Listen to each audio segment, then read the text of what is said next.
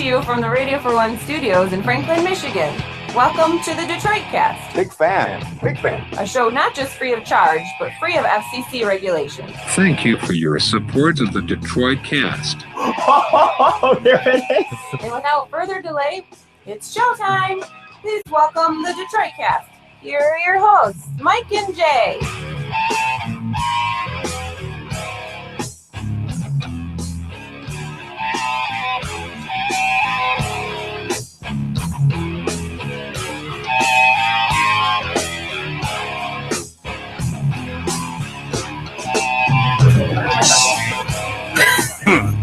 Hey there, welcome to the Detroit Cast on a Thursday with Mike and Jay. Big E, of course, is here, unfortunately or fortunately. Mickey is back. The vote is slowly trickling in on that. So. Yeah, it's a split vote at this point. Kind of an ongoing vote. The Well, Proops you can't is please here. everybody. Well, we can try. That's our goal, is to Not please mine. everybody. Uh-oh, the Proops is roaming. Oh, She's off the no. Astronome couch. She's up to no good. Oh, Out of here, boy. Proops. Anyway, how you doing, buddy? Really good. Really Yeah? good, Mike. Good day today? Sure. Yeah, busy day. Most of them are these Yeah. days, Yeah. but that's okay. Yeah, a lot going on. But good stuff. Good stuff. Absolutely. Yeah, we should mention some of the stuff we've been working on. Yeah, do a little housekeeping here. Yeah. At the front of the show. Yeah. Yeah, we just loaded in, or E did a good job of loading in several new show samples. So if you go to our website, you'll see what's the tab? Help the show or interact. Interact. Yeah. Go under there. You'll see show samples that are quick little snippets of the show. Some of them a little bit longer than others, but some of them, just a few minutes that are easily shareable with your friends. You can, Yeah, anywhere from 3 to 10 minutes. yeah, you can share them on Facebook, email them around, Twitter. whatever. Yeah, it's very easy to just go ahead and share those. And the idea behind it is, hey, we want to grow our audience, and so we want people not just to be told about the show. Hey, listen to a whole episode, but this might be a good way to give them a quick little commercial, so to speak, of what the show's about. Yeah. Get a sense of some of the funny moments. And So- they're not overly edited or anything. It's kind of what you'll get on this show. It's a good example of them. What are some of the ones that we loaded today? Yeah, so we loaded up the one where I beat up Eric. Oh yeah. Yep, that was for great. Some of you new listeners, there was a moment where I snapped. Yeah. I snapped. I'll admit it. Yeah. After being hit in the eye You with something did- that he threw at me. Yeah, you did forgive E. Even if I remember though, correctly, even though that Jay for making and that you attack week, him. I Jay had think. thrown several things at me Well, that week. That's neither here nor there. that's irrelevant because you could have attacked, but you didn't. that You was- chose not to. Jay chose to attack, and then he was kind enough to forgive you for provoking him to And attack. E, you weren't berated with ineptitude for months on end prior to that. I was point. I lost it. I'll admit it. That was all the way back in 156. Wow. Yeah, that wasn't long into your tenure. Yeah. Yeah. I mean, I put up with it for, 75 episodes and then finally snapped and beat him up. We put up the homo milk Yes. discussion on there where my dad First ballot Hall of Famer, by the way. goes ahead and takes the opportunity while I'm asking about what is homogenized milk, looking at a milk carton, he takes the opportunity to explain homosexuality to, a 6 and an 8 year old. Right. So that's Great. good. Frank Caliendo had to be on there, right? Where we talked to Frank about several things. And then at the end of that interview, we had sent him several excerpts of the Retard's Diary. Mhm. And he read a couple of them in some famous voices. So Yeah. those have to be heard if you haven't heard those. Fat injections. That was one of the stories we did where somebody wanted a big fat ass. Yeah. And That was one of got E's personal favorite I moments. I don't know what it is, but that moment, I still have times, and I'll just be walking around the house, and I hear, we were talking about the right and the wrong reasons. Like, well, I want a big fat ass, and you're like, set it right down. Yeah, you've come to the right place. This is Oh, it. welcome. I don't know why, but that line just has always struck me as so funny. Yeah, they had made the declaration that, but we'll only do it for the right reasons. they were we will asking we will not inject someone's ass and make it twice as big for the wrong reasons. So the question is always asked, why are you here, madam? Yeah. I want a big fat ass. Well, please have a seat. You've come to the right place. Yeah, you're here. That qualified it as a right reason, apparently. So that one's on there. The blind kid who gets his cane taken away and replaced with a pool noodle. Well, he shouldn't have been hitting people. Mike goes, at one point, Mike goes, well, those are his eyes. And you're saying, well, he shouldn't have been hitting people with his eyes. Yeah, that's a ridiculous story. And then No God Bless You is on there. I love it. Why I don't say God bless you. And another one I forgot to write down, but it just hit me was the LBJ was added too. LBJ's enormous wiener. Yeah. Discussion about that. Yeah. And some interesting quotes by him and stuff. So speaking of the blind kid, with the pool noodle, Yeah. have you guys seen the video? Someone sent it to us, I don't know, a week or two ago, and I think it's from a couple years ago actually, of the kid, the blind football player. I haven't seen it. Dude, have you seen it, Mickey? See if you can find the news story on this kid. How? He's in Texas. He wears a helmet like an NFL player, and the coaches have a radio. No, They have go a- right, I was gonna go say, is there, forward. Some sort Yeah. of radar or Shut something? up, dude. Are you serious? I swear to God. And it's meant to be a feel-good story, and it's honestly the most ridiculous story you've ever seen. It's so Why don't you just let him into the NFL too, by the way? In college, you can get a Football scholarship. shine bright over West Texas. But for one football player, he can't see those lights. He can't see the crowd, the ball, or the grass. But what he can see is that he's helping others see and believe that nothing is impossible, not even playing football Sure. blind. Well, Yeah. it kind of is. It definitely is. The Greenwood Panthers preparing for a big game. In fact, it's the biggest. It's the championship. In the championship game. They've Oh, yeah. come this far There he because is. each player has There's a my man. unique talent, a crafted skill, including number 57, Dylan Collier. We already know we're gonna win. Look at Collier. It's that kind of confidence that continues to amaze people who watch Dylan play because he's doing all Oh, of no. this blind. You know, I Just can't see. runs into an and a lot area. of people think that that a blind person can't play football. But this Yeah, a lot of courageous people think youngster that. has They proven can't. those people wrong. You can do anything. Feel good music. Anything's possible. Wait till you see him Game go after the time quarterback. nears. Dylan and his team He was are facing the ready. wrong way. Yeah. Okay, you want to go to the Super Bowl? This is the time to do it. Super Bowl. On the field, he runs, looking for Ah, block. oh, My wait, job what? is to block Kinda. for the quarterback. I have to make sure that just What? they What? can't get to our. He blocks for the quarterback. and get the My ball. guess is he protects the Dylan blind is able to side. do this I'm with just the help guessing. of his I don't know. teammates and his coach, He who does? communicates with Dylan through a radio set up inside his helmet. Right there, Dylan, right there. You're not even close, Dylan. You're Warm, cold. you're on the opposing team's bench. Dylan, you're in the stands. You're in the stands again. When the go on the ball snap, Do you think he could get especially on him. an offsides He or a knows he false can get start? hit, but he'll hit you too. After each play, Dylan runs to the sidelines, gets a hug from his coach, and cheers from the crowd. This is like pin the tail With on the every snap donkey. of the ball, with every play. I mean- number 57, Dylan Collier. I suppose a is blind proving squirrel point can find a nut. that Maybe with a enough blind heart lineman can and find a with enough quarterback. hope, Maybe. No player, no defender, no person can tackle a dream. I say that you can do anything if you put your mind to it. Oh, yeah. No, you can't. Not well. So Yeah. should we be looking for him in the This NFL? is Dylan's first year of playing Anytime. competitive football. And How do you says not it laugh was coming out of something that? He always wanted to do. His coach says he got the idea of using Dude. walkie-talkies from NFL players and coaches. I'm sorry. come I'm sorry. on. That's great that the kid wants to do that. I would think like wrestling would probably be the only thing you could do. Mhm. That's just that honestly is like pin the tail on the donkey or like a pinata. It he- almost looks like yeah, you're yeah. just guessing. He'd rock at pinata. I mean, if you had team sport pin the tail on the donkey, Well, if you had a radio in your head telling you which way to Yeah. go. I think he could maybe like with the radio, he could be a sweet chess player maybe or a checkers player. I think the field's just too big. He's Yeah. again, it's going to be luck if he hits anybody. Yeah, and the odds that he's hitting the wrong guy. Well, and, that one shot, he was just running around in circles in the backfield. I mean, the plays on the others. Can you imagine that as a coach? No, turn right. right, your other right. Do you It'd think be really frustrating. You'd almost want just a remote control on the kid. do you think he would just at one point, you're like, right, left, right, whatever. Yeah. Just, just run around. Can we blindfold E, put a football helmet on him, and then we'll use the megaphone and yell commands to him and see how well he does on the front lawn? See if he can catch a pass. Do you know your right and your left? Yes. You do? You go left is you got to put your hand up. You can do this.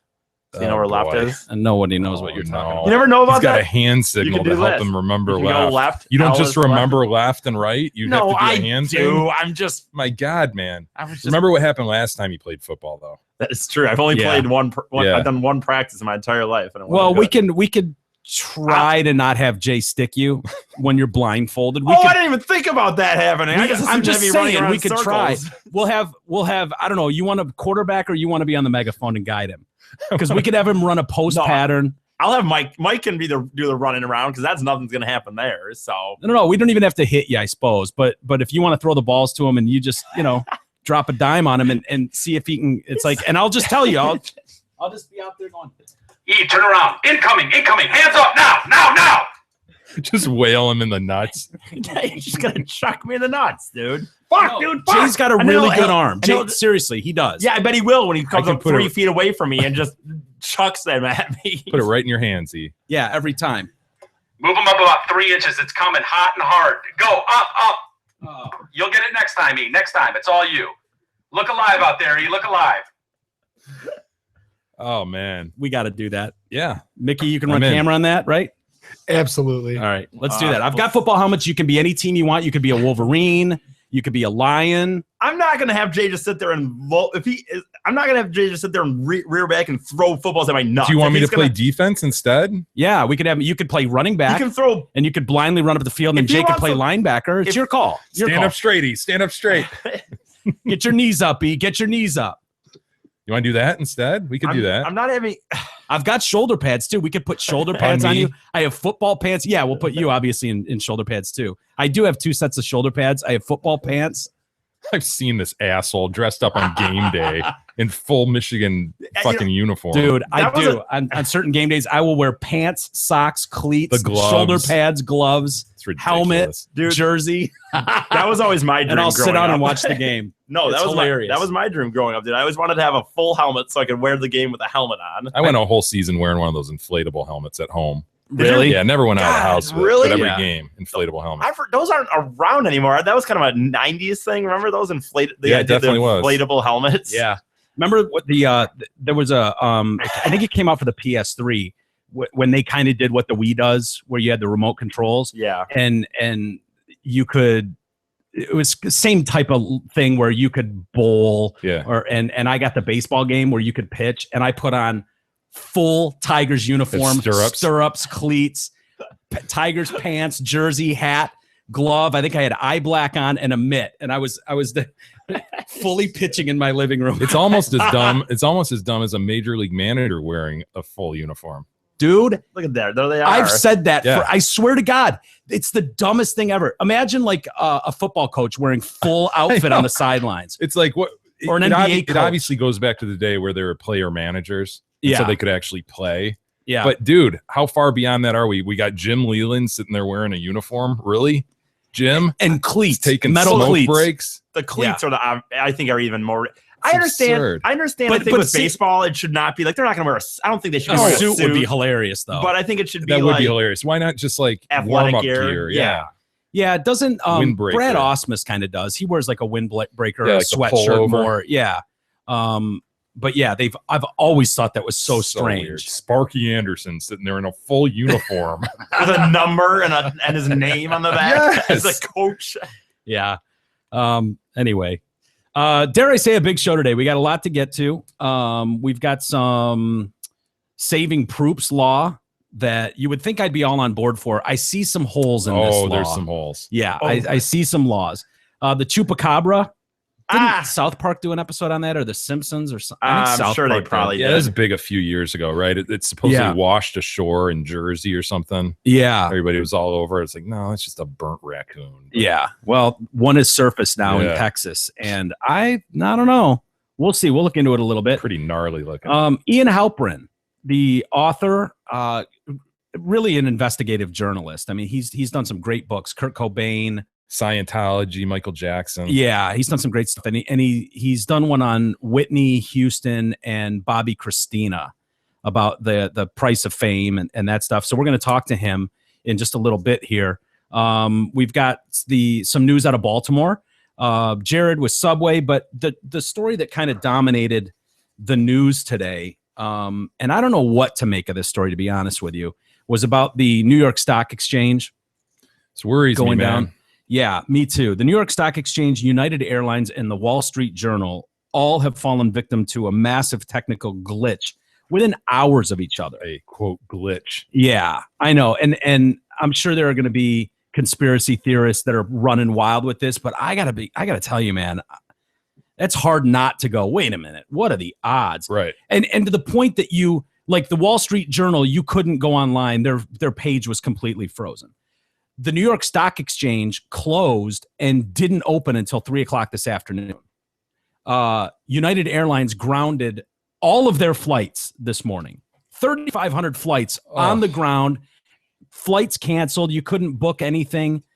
And then it's like, oh yeah, cable came loose or something, and our tech IT guys are on it. It's yeah, like same cable that came loose over at the Wall Street Journal and New York Stock Exchange. That's crazy. Yeah, it just seems a bit much to think, and I'm not saying dry run for something or right, whatever, but best case scenario is it's a bunch of anarchists, right? Yeah, because we saw that tweet. The tweet came from Anonymous. The group Anonymous. Yeah, the hackers. 11:45 p.m. yet on the 7th. Okay. So this glitch happened on the 8th. So just before that, there's a tweet that went out from Anonymous. Wonder if tomorrow is going to be bad for Wall Street. We can only hope.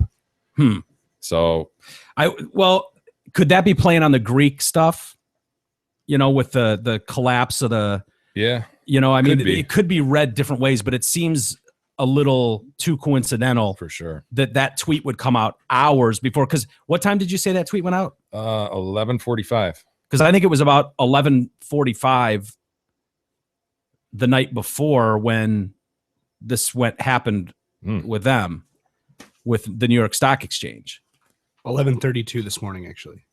11:32 this morning. What? They went down. Okay, so 11:45, the tweet occurred the night before. No, I don't think that's right. I think the trading technical reasons at 11:32 a.m. I didn't even think it opened. Did it go down at 11:30? Okay. Well, it was down for 4 hours total all day. Yeah, that's crazy. Homeland Security said the problems were not related to nefarious activity. The White House confirmed that and said that the president has been briefed on this issue. At this point, there's no indication of malicious actions. How could you tell that fast? Maybe you could, but yeah. Is that just them trying to quell any concern? Yeah, because this is a big concern, man.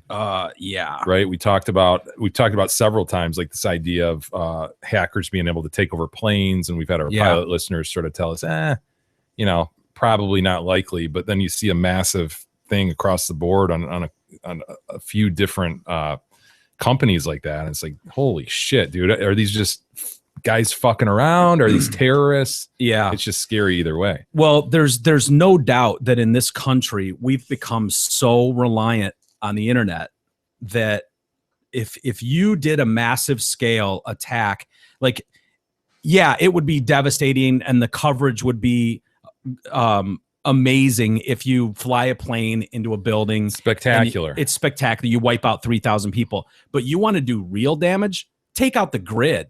Yeah. Take out the grid. Remember in 2003 how debilitating that was? Oh, yeah. It's times 100 now. Yeah. 12 years later. They said that blew, by the way. That sucked. 2003, was it August? August of 2003. Yeah, I didn't think it was that big of a deal. No, you had a generator, no problem. No. The funny thing is, we were going on vacation that week, and I boarded a flight to San Diego to visit, goddammit, son Derek, who was living. Well, of course you didn't think it was a big deal. And so I was in San Diego for a week while all that shit went on. I think I had someone stopping by my house to just see if it was back on yet, or it was hot as shit. Yeah.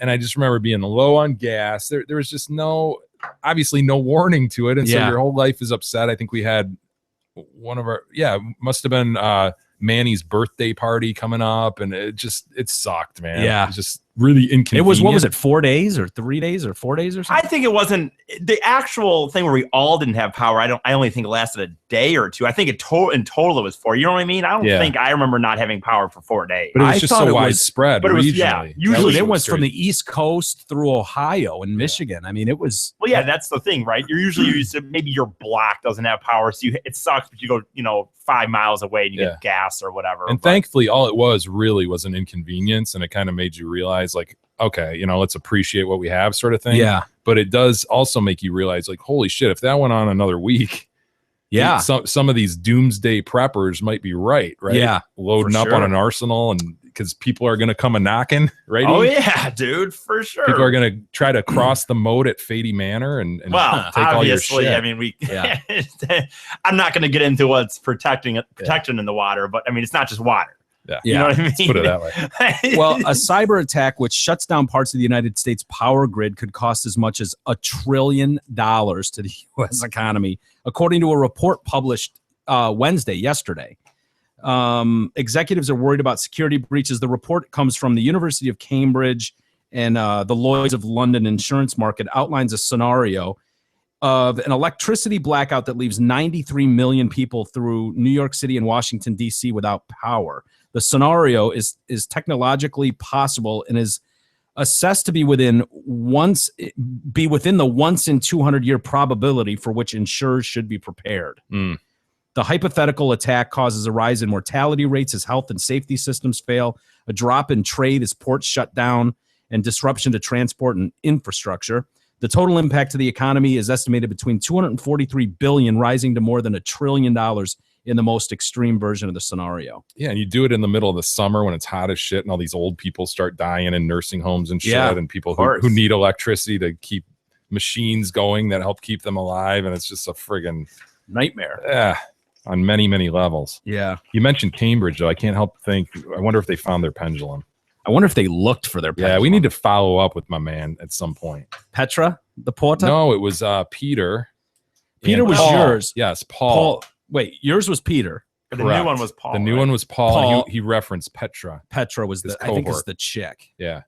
Hey, man, I mentioned Fady Manor. Krista Jelski of Remax Suburban wants to mention that she can help you out if you're looking to buy or sell your very own Fady Manor. Probably can't afford it, but if you're that lucky, she's the one to help you out. If so, call Krista Jelski of Remax Suburban. Whether you're looking to buy a home, sell a home, or both, she will hook you up with all of your real estate needs. Check out Krista's website at kristasellshouses.com or call her anytime at 586-918-0900. Jared Fogle, his life as the spokesman is over for Subway, no matter what. His life has forever changed, no matter what comes out of this. Yeah, it's come crashing down after that FBI raid on his house.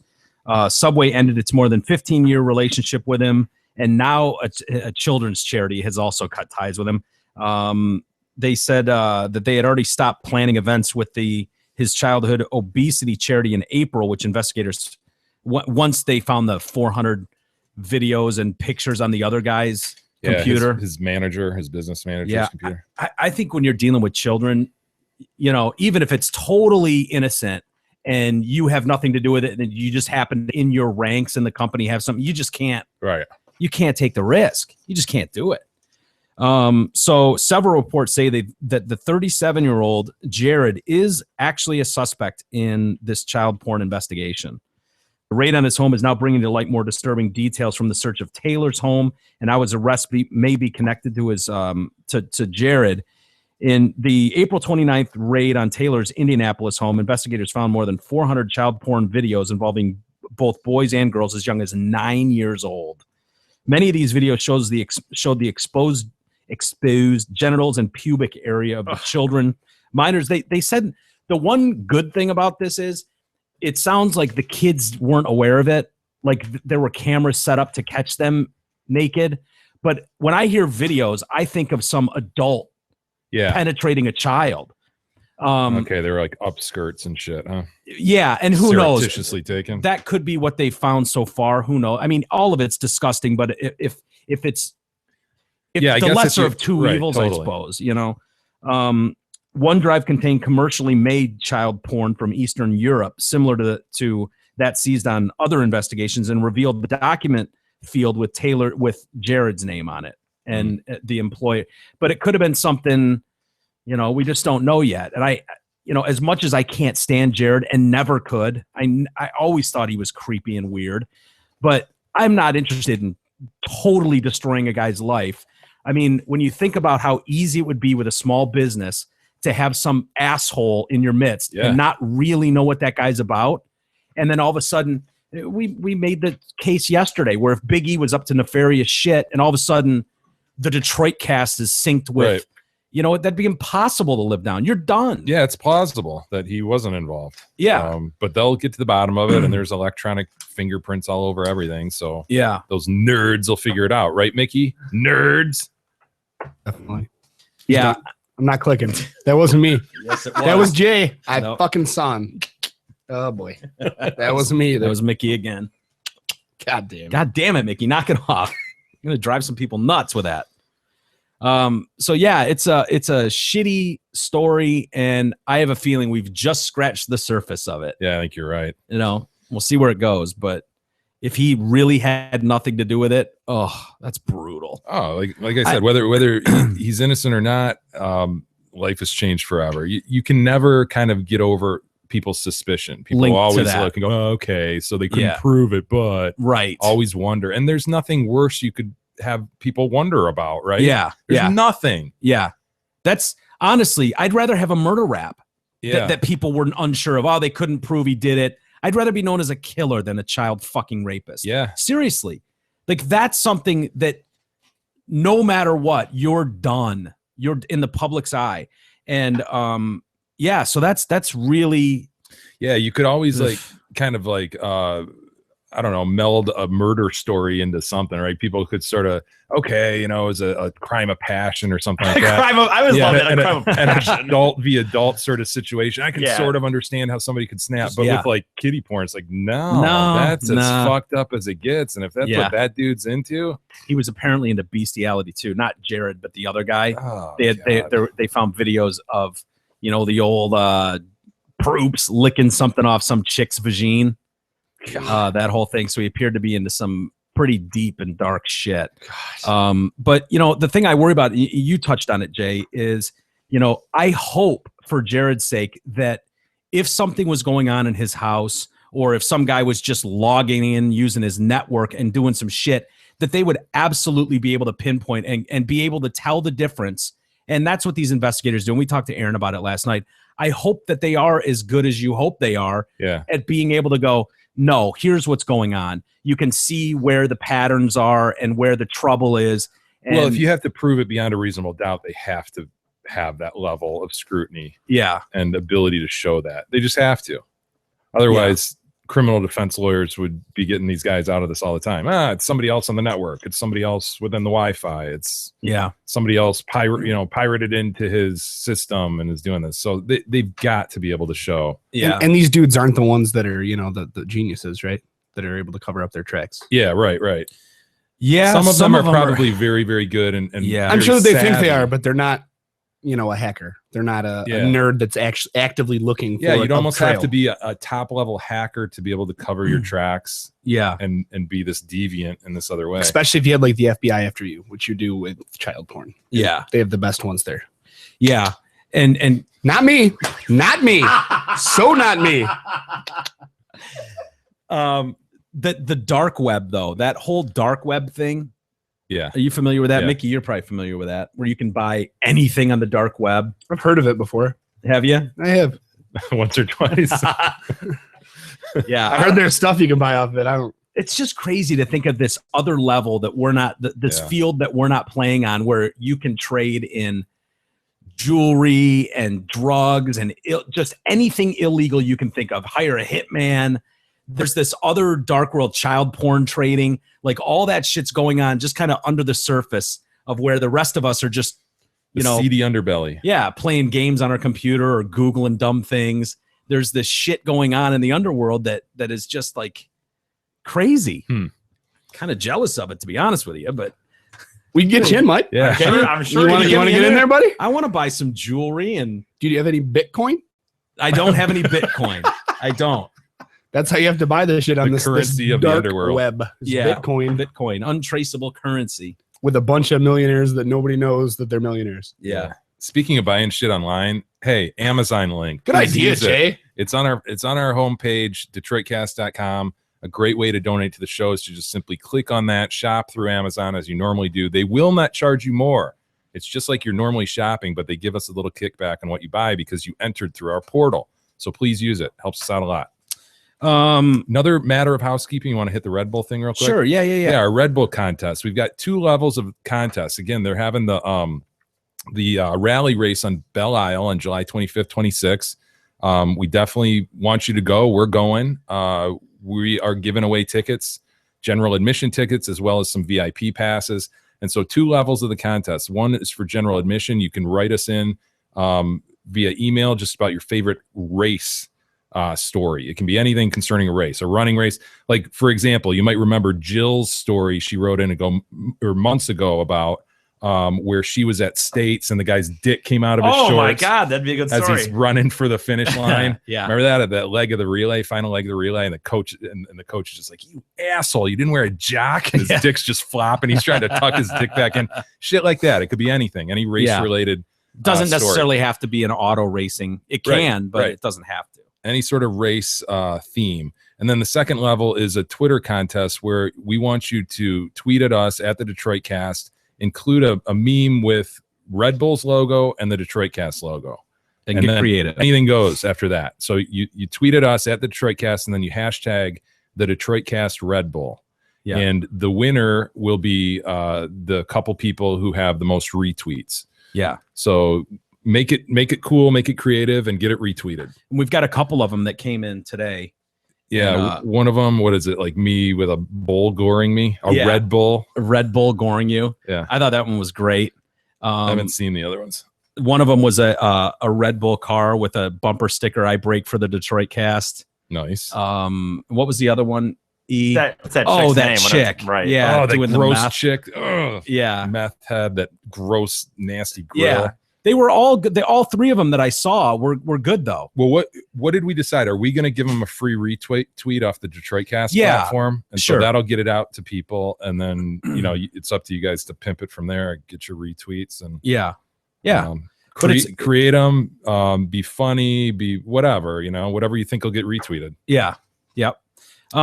Should we talk to Ian Halperin? Absolutely. Why don't we do it? You want to do a Ford read real quick? Yeah. Let's do that and get that out of the way. And we'll let me introduce, Mike, the all-new 2015 Ford Transit Connect van. Bob Walters. Transit, Bob Walters.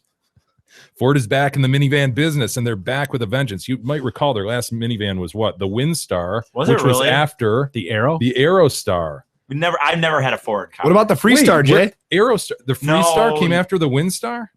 Well, that was like kind of a station wagon. That was a Freestyle. Oh my God! Gosh, it's Jesus. The worst. Clicking is killing me, dude. It's crazy how I can be talking and clicking at the same time. Yeah, though, right? Have to turn off your mic. I'm like a dolphin that way. Wasn't the Aerostar Astro? Van. Damn it, that's what he threw in, the Astro van. Yeah. What did you say? I was thinking Aerostar. That's a Chevy. Yeah, we don't drive. You had an Astro. We don't drive Fords. Asshole. Well, next time you're in the market, you will, right? Yeah, sure. Yeah, Ford's back in the minivan and if I business. do, I'll go to Zott Ford. This is a great one to sleep in when you go camping with TCG. If you ever patch that up. These are great. Honestly, I would buy this van. Yeah, Transits would. They're pretty sweet, man. I like those over. If you gave me a choice of this, huge in Europe. They've been huge in Europe for years. They're like the David Hasselhoff of vehicles. If you gave me the choice of a freaking sports car or this, I would take this. Yeah, I really would. Wow. The inside of the big one's awesome. It's like a big ass bus. Yeah. Sweet. Yeah. It's got best in class fuel economy of 30 miles per gallon. The new Transit Connect van can be configured and customized more than any minivan on the market. Plus, all this comfort, convenience, and luxury can be had for only $195 per month at Zott Ford and Holly. It's time to dump that antiquated, outdated grocery getter you're driving. Jump into an all-new Ford Transit Connect minivan at Zott Ford. Again, lease this sweet machine for just $195 per month for a short 24-month lease. Hurry down to Zott Ford at I-75 and exit 98 before the deal disappears like Big E while the king is reading today's email. That's Zott Ford and Holly. They are much closer than you think. Let's dial up Ian Halperin. talk about his new book, all about Bobby, Christina, and Whitney Houston. It's Ian Halpern, like we've said, is a great writer. He's does these investigative works on everything from Scientology to Brad and Angelina to Kurt Cobain. And so, yeah, let's get into it with him and talk all about this.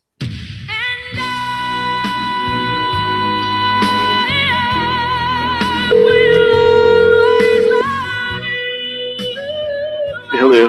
Hey, Ian. Speaking. Hey, buddy. It's Mike and Jay from the Detroit Cast. How you doing, man? Really good, man. How are you? We're doing good. I've read most of the book, Whitney and Bobby Christina, The Deadly Price of Fame. Good stuff, man. Thank you. Yeah. Was this a tough one for you to do? Yeah, I mean, because you have a kid lying in a coma. It's not easy. And it's interesting too. It sounds like you did a heck of a lot of background work on Whitney herself, and then had the unfortunate death of her father, which kind of halted that book. So it's an interesting tie-in the way you wrote this, both based on Whitney it was and a long Bobby. time No, exactly. It was a long time coming with John Huston. Collaborated with him, but then he passed, so I put it on the back burner. John and Whitney weren't talking at that point, were they, when he died? No, they were estranged. Yeah. That's a strange family dynamic when you get into the entertainment industry and have family members kind of running or trying to run the business. Yeah, no, exactly. But the fact is, you don't tamper with a good brand, and they had a great brand together. And when they did fall out because of the $100 million Arista recording deal, Whitney never recovered.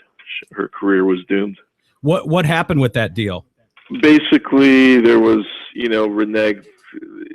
Each party accused each other of reneging on payments, and there was, it was just all about money, which breaks up families. It was ugly. Yeah. How has the family received this book? Have you gotten any feedback from them? I actually have. Several family members on both sides have contacted me, and they actually liked the book. At first, they were concerned, but once they read it, they thought it was fair. And if anything, it was more derogatory about Nick Gordon and his involvement, being a modern day Svengali type figure, enabling this poor kid. But this kid never really stood a chance because she probably had the two most dysfunctional parents in the history of entertainment. And she became an addict herself at age 14 years old. At 15, tried to stab Whitney with a knife, was committed to a psychiatric institution. This kid needed the proper help, and unfortunately, nobody got Bobby Christina the proper help. It's a shame. It sounds like this Nick Gordon is a real piece of work. You know what I struggle with, Ian, when I read your book, I don't understand why he would have as much power and control over her as he did. I mean, she was the meal ticket. It's not like she was milking off him. He was milking off her. Why would she put up with that? Is it just the drugs? Yeah, you make a very good point. It was fear. He carried guns. He threatened her. He beat her.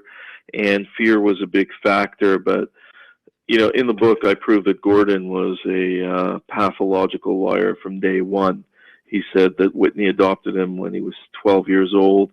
So the first thing when I touched down in Atlanta, I investigated the true involvement of Nick Gordon and the Houstons, and they only met. Nick Gordon only met them when he was 18 years old.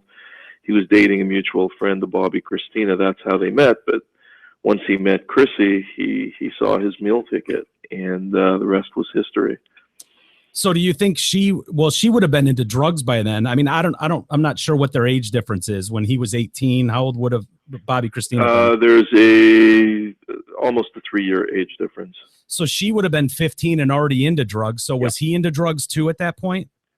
Not as much, but he used her weakness.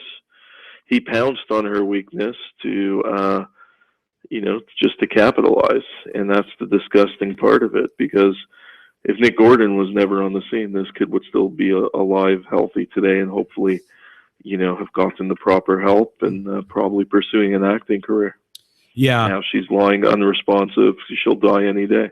Yeah. Do you think she will? It doesn't sound good at all. No, she's going to die. She's in hospice. They've removed all life support. It could happen at any moment. She will pass. And presently, I think the family has been banned from visiting because of that $100,000 picture that they tried to move, right? Yeah, that's disgusting what happened.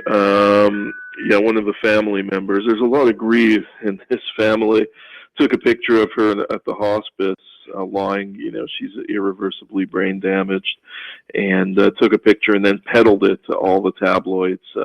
Somebody will buy it, One of the tabloids will get tempted to have a good week selling copies at the newsstand and at supermarkets. So, but it's terrible. It's disgusting. So presently, I think Bobby is the only one allowed to see her. And so she lies there alone in this vegetative state. It's pretty sad. Well, Bobby and Pat Houston, Whitney's sister-in-law, they're co-conservators of the, they're joint decision makers on Christina's fate. Bobby Brown's actually acted pretty cool. He's acted with quiet dignity in all this, surprisingly. He's done everything he can to save his daughter. Unfortunately, he's realized they flew her to Chicago a couple of weeks ago on a private plane to be examined by the best brain specialists in the country, and they said there's no hope, and that's when they decided to move her to hospice and let her die there. Yeah, that was on Tyler Perry's jet, right? Yeah, that's correct. Yeah, they're very tight. The Houstons and Tyler Perry have been tight for years. So the $1 million question, Ian, what did the facts disclose to you as having happened here? We know that she was found face down in a bathtub. Yeah. Okay. Yeah, and I'm going to give you some exclusive facts here. That night she was beaten to a pulp by Nick Gordon. They had an argument. Gordon threatened her, and it didn't work this time. I mean, he literally kicked the daylights out of her, but she said, "That's it. I want you out of the house." They shared a house together, Whitney's old townhouse in Roswell, Georgia. And I spent a lot of time in Roswell researching this book. And then, and she said, "Take back your ring," and the engagement's off. He spread false rumors that they were married only to get access to all the cash. I did a statewide search in Georgia. There was no marriage certificate. And I also did a nationwide search. No marriage certificate. I hired private investigators to work with me on this case. So it was another one of his lies because he wanted to control the cash. And if, in fact, they were legally married, when she was in the hospital in a coma, he would have had access to her, if he would have been next of kin.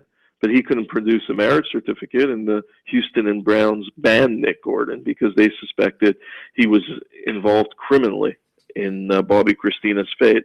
So that night, she told him, "I want to break off the engagement." And after their fight, and there was blood, I mean, he beat her to a pulp, she locked herself in a room, and it appears she she overdosed on a cocktail of drugs, including heroin. Later, Nick Gordon, they entered the room, they found her unresponsive, lying on a bed. And I believe the only reason why she was found in the bath is they panicked. They put her in a cold bath, tried to revive her. That's called the plunge. Plunge, yeah. Plunge amongst addicts. It's very common when you find an addict unresponsive. They panic the people around them, and they put them in a cold water bath and slap their face and try to revive them. But she was long gone, and she probably was unresponsive for quite a while. Wouldn't a simple medical investigation though disclose that there was limited water in the lungs, and therefore she wasn't face down for this lengthy period, ingesting water and drowning, as they said? Well, in normal cases, yes, but the fact is, she's been in a coma for so long. Yeah, it's going to be impossible to do a proper autopsy. Bruises heal. She had bruises all over her body. But those bruises are healed by now. It's almost 6 months. But they couldn't tell at the time after taking her out, and you would think they would take pictures and video if need be? I don't know, just Yes. examination of the lungs. Again, you're talking about a small town police force, Roswell Police Department. When I showed up to Roswell the first day, the police officer who at the gate before you go through security, she told me, "Just wait a second, sir." I said, "What do you mean, wait a second? I want to go through and request some documents on this case." She said, "No, excuse me. I'm on my laptop. I'm playing Candy Crush, and just take your time." So that's everything in motion for me. How these people operate, and I've said all along, it should be turned over to Fulton County State Police Force, and they eventually did that. After I pleaded for that publicly, they eventually did it. I think the police were, when it's finally released, I've made motion after motion to get access to the reports. They won't release them. I think we'll learn a lot more. I do think there was some sort of examination done, and I think new facts will emerge. But I do believe it's going to be an accidental overdose. I think Gordon will be charged with involuntary manslaughter. I think he'll also be charged with domestic abuse and possession. Wow. How do you get to the manslaughter? It seems like that'd be hard to do, seeing as they were both pretty well established. I mean, in the book, and again, it's Whitney and Bobby Christina, The Deadly Price of Fame, and we're talking to Ian Halperin. But Ian, if they're both junkies, essentially, and one of them ODs, how do you pin that on the other one? Well, you have to understand, I'm an expert on these cases. I did the Michael Jackson case, and I predicted Conrad Murray would be charged for involuntary manslaughter. Michael was a drug addict, unfortunately, but it's the person who enables you and who gives you that lethal cocktail, that lethal dose. And I believe it was Nick Gordon who enabled her that evening. But, with the Conrad Murray thing, I get it. Conrad Murray wasn't a junkie. He was a doctor. He was a physician looking after Michael Jackson, who was clearly in trouble. This, you've got two people that are clearly in trouble, kind of enabling each other. And so I don't know. That seems like a tough one to swallow. But, it's a high-profile enough case. Maybe they will. Yeah, I think somebody's got to be held accountable here because, A, she was beaten to a pulp that evening. There's also rumors that there was another guy in the room, and I actually interviewed his father, Dwayne Tyrone Hall, who apparently was having an affair with Bobby Christina. And that's why he might have been in the house and Gordon caught them, but that still, I put Tyrone Hall in the book, but I didn't speculate on the affair because I didn't have the smoking gun proof. But I think that will emerge in the subsequent weeks after she passes. But I do think there will be criminal charges laid. Somebody's got to be held accountable for this. This poor girl was tortured. You mentioned Max Lomas. Can you briefly tell us who he is and how he played it? Yeah, he was a good friend of both Bobby and Nick Gordon. He was their drug dealer, and Lomas, he has a sordid criminal past.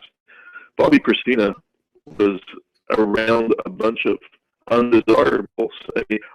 I specialized in these type of investigations. In the 90s, I did the Kurt Cobain books, and those are coming to light now.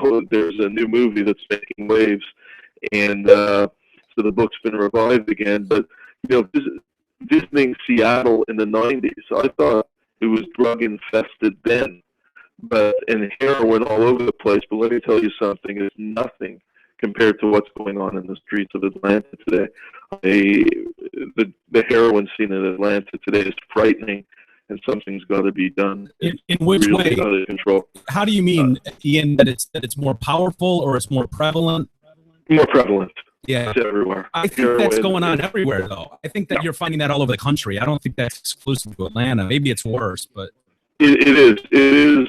Unfortunately, it's sweeping the U.S. now, and it's terrible. But in Atlanta, I've never seen anything like it. It was just completely out of control.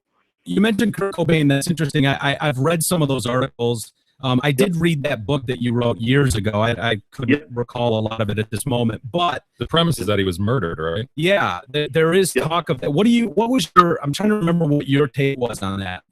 Definitely, the case should be reopened. There's a plethora of evidence suggesting that Kurt did not commit suicide. Courtney's own private investigator that she hired to find them missing when he went missing from an LA drug rehab center today openly accuses his own client, Courtney Love, of murder. But I go on forensic evidence, and the forensic evidence clearly shows he had 70 times a lethal dose of heroin in his system. Forensic experts say it would be impossible with that amount of heroin in your body to lift a shotgun and try to blow your head off. And the last 5 lines on the suicide note didn't match his handwriting. Yeah. The 2 top expert handwritings in the world I commissioned for my book, and they said it's not in the handwriting of Kurt Cobain, and that's the only part of the note that deals with mentions the suicide. Yeah, the rest of the note doesn't mention suicide at all. And the news now is the police chief at that time of the Seattle Police Department. Let me tell you, I've been to that department many times, begging and pleading with them to reopen the case. I brought them a satchel of files on the case. They didn't want to hear anything. But the police chief at that time, when Cobain was found dead, Norm Stanford, today, on the record, on camera, says that case should be reopened. If he was the police chief today, he'd reopen the case. Why wouldn't they have at the time? Like, what would they? What is in their interest to make that just a suicide and go away? Because they thought it was just another junkie in Seattle taking his life, you know, because so many people were popping off in the 90s. Heroin was all over the place in Seattle, and every hour people were ODing or committing suicide. So they thought Cobain was the perfect candidate to commit suicide. But I say now unwaveringly, there's at least reason to reopen the case and do a proper investigation. The police investigation back in the 90s when Kurt died was botched. Yeah, and Courtney's trying to block that, isn't she? That movie.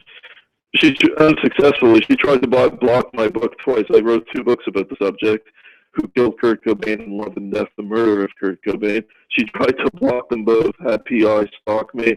She always does that, sends legal letters, but unsuccessfully. You know, the book was published, the movie came out. So, with Courtney, it's just all smoke and mirrors, and you never know what to believe with her. Courtney Love is, in my opinion, a very dangerous woman, and she's never explained her role with the suspicious circumstances surrounding her husband's passing, and she has to be held accountable, or at least explain finally what really happened or what her role was. The other thing I found interesting in your book, or funny, was when you went to I think you were in Hollywood, and you were talking, and I can't remember the name they called themselves, the group of gay guys that got together and played cards. Oh yeah, the Queers of the Round Table. Yeah, the Queers of the Round Table, and they had some interesting thoughts on how gay actually Hollywood is. Yeah, it's amazing. Did you believe them? I mean, at one point, I can't remember the numbers they were spitting out, but it was like almost everybody in Hollywood is a homo. Particularly the man. Yeah. Yeah. Well, the talk show host, the late Joe Franklin, was a very good friend of mine. I lived in New York for many years. And Joe is in the Guinness Book of World Records for the longest TV talk show running. I think it was 43 years on cable and WABC in New York. And he interviewed everybody from Michael Jackson to Bill Cosby to Barbra Streisand. They all debuted on his show. And Al Pacino credits Joe Franklin for discovering him. And so I interviewed Joe for a film I did about gay Hollywood, and I said, Joe, all these Scientology rumors, and what's the deal? So he said, 3 out of every 4 actors in Hollywood, and he said this with a straight face, are gay, and the other one is like half gay. Oh my God. Did they give you any names out there? You probably can't stand here, but. Well, I'd say them. Well, we start with a lot of the, without naming them, a lot of the famous Scientologists. But not Tom Cruise, funny enough. I thought I read in the book that you didn't think Tom Cruise was gay. No, You misread that. I interviewed Nicole Kidman after they split. Like, I was the first person to interview her maybe 10 days after they split, and she had her concerns about him. She said she left him because she was afraid of the church. She has divulged all her intimate secrets to the church under their program of auditing. Yeah. And she was scared for her kids. She wanted nothing to do with Cruz. What I've heard about Cruz is this simple. He used to live in Canada. His father was in the military. He lived in Ottawa. And just like they went both ways in countries, the U.S. and Canada, I heard he went both ways in his private life as well. Yeah. Travolta, it seems pretty obvious. We had the picture of him kissing a guy on the steps of the plane. I mean, that's pretty well established. Yeah. And there's more and more. I interviewed ex-lovers of his, and I outed Travolta probably 10 years ago. Right. And no lawsuits, nothing. And I was very public about it. I mean, if people Google my name and his name, it will all come out. And look, maybe it's not cool for the guy in Saturday Night Fever to come out, but or the guy in Greece or Vinny Barbarino. Vinny Barbarino being gay, a lot of people take offense to that. What about Leonardo DiCaprio? DiCaprio, it's a tough one to call. There's been a lot of rumors about him.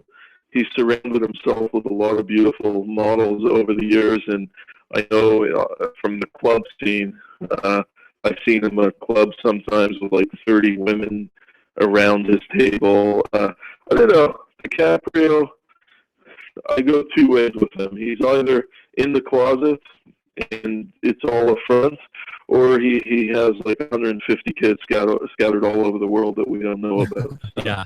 Well, what's one or two big ones that you could tell us that we just wouldn't suspect? Whew. Off the top of my head, John Wayne. Wow, the Duke. The Duke? Yeah, the Duke. Yeah, the Duke. And another one off the top of my head. Geez, there's so many. There are pretty much anyone involved in Broadway. How about Liberace? I've never had my suspicions about Liberace, but. To be honest, with Liberace, I'm kidding. No, I'm not even sure if if he was a top, bottom, or middle Liberace.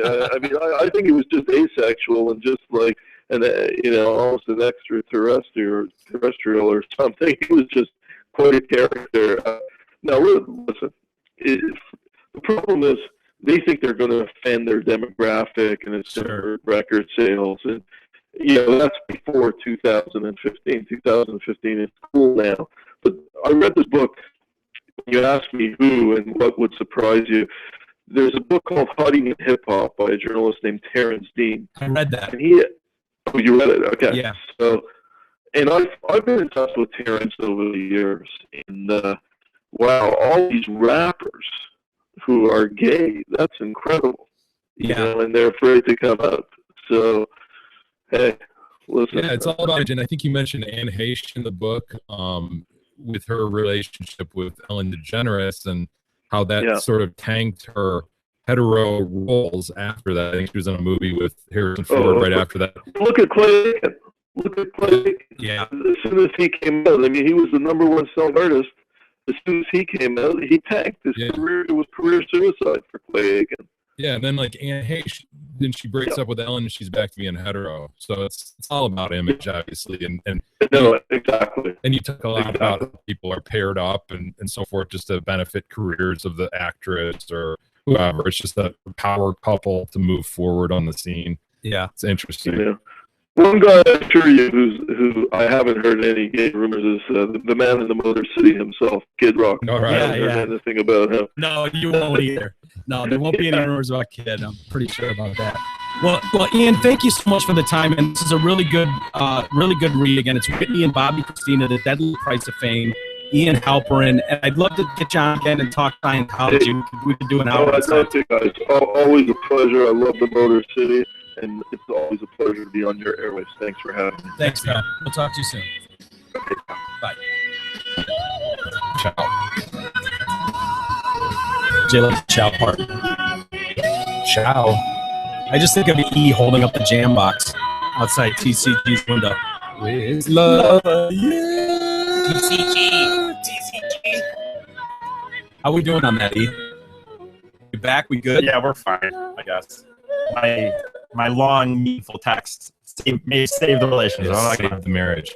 Maybe. It's good to know. Dude, back to the Whitney Bobby thing. Like, it doesn't strike you this dude hanging on like that, just infiltrating this family. Yeah. And trying to get a piece of this and controlling it to the extent that he apparently did or does. I meant to ask Ian about that because when it came out that they were married, of course, that makes perfect sense that he would want that to be out there. But how stupid of an idiot would you have to be to think that you could not be married yet somehow fool the world into thinking you are? Like that's outrageous to me. So that's the reason I don't think he intentionally killed her, is because that kills the gravy train. He knows himself, whether he can force people to believe it or not. He knows they're not married, and he's not entitled to any of that money. Yeah. So I mean, the only way to keep his drug habit going, to keep his money train going, is to keep her going, is to keep her alive. I mean, that's his thumb. That's his unlimited wallet. Yeah. And so the crazy part about that family is just the family, right? The whole nature of this family. It must. I should ask in this too. Just how much it compared to kind of the Jacksons. Yeah. These celebrity families who are savvy in the entertainment business. How you kind of infiltrate that and use that as you investigate these books. Yeah. It must be interesting. That on the one hand, it provides a lot of sources, potential sources. Yeah. On the other hand, it probably sends you off on tangents that are just a mess. And he'd tell you that you get sent on wild goose chases. People pretend to be closer to people than they are. You know, we were best friends. You know, family members that have been estranged for years want to act like they've got some insight on stuff. Celebrity and fame is a weird thing. Totally what it does to people.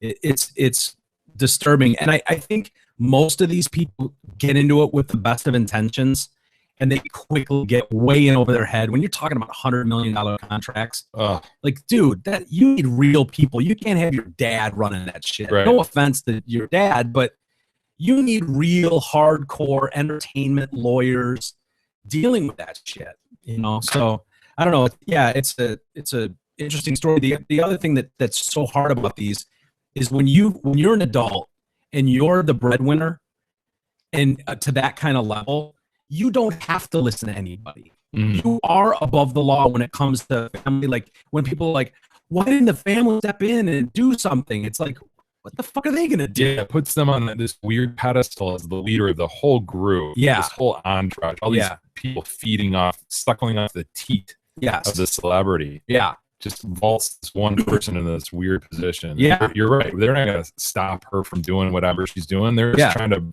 keep riding those coattails, right? God, yes. Why would you? And it's too easy to go to tell someone else in your entourage, tell Aunt Pat that she's done. I don't want to fucking hear from her. If I hear one more word out of Aunt Pat about drugs, fucking you're all fired. Yeah. And then everyone freaks out and Pat's gone. Never to be heard from again. Yeah. You know, she's not the talent. She's not the breadwinner. The breadwinner's calling the shots, period. So it makes for this really hard, like, why do they have an intervention? Well, because she'd probably fucking fire all of them. Yeah. And they're in that position. You're not that broken down, living in the streets place where you need your family for support. You're in a different position. So it's just, we've seen it with Kurt Cobain. We've seen it with Lane Staley from Alice in Chains. The list goes on and on. You know, you could go through any sports stars that hit that big paycheck. You know, the entourage that comes with them. Totally. Anyways, good book if you're interested. It's a fascinating read and kind of a behind the scenes of how the entertainment world works. It's good stuff. So, anyway, we'll come back. Well, let's take a quick time out and we'll come back and give you an update on what's going on in Baltimore. Some interesting news breaking late today. There, and then a new hire at a college down in Memphis. Causing some controversy. Yes, as it should. We'll get into that and much more next. The Detroit Cast continues after this short break.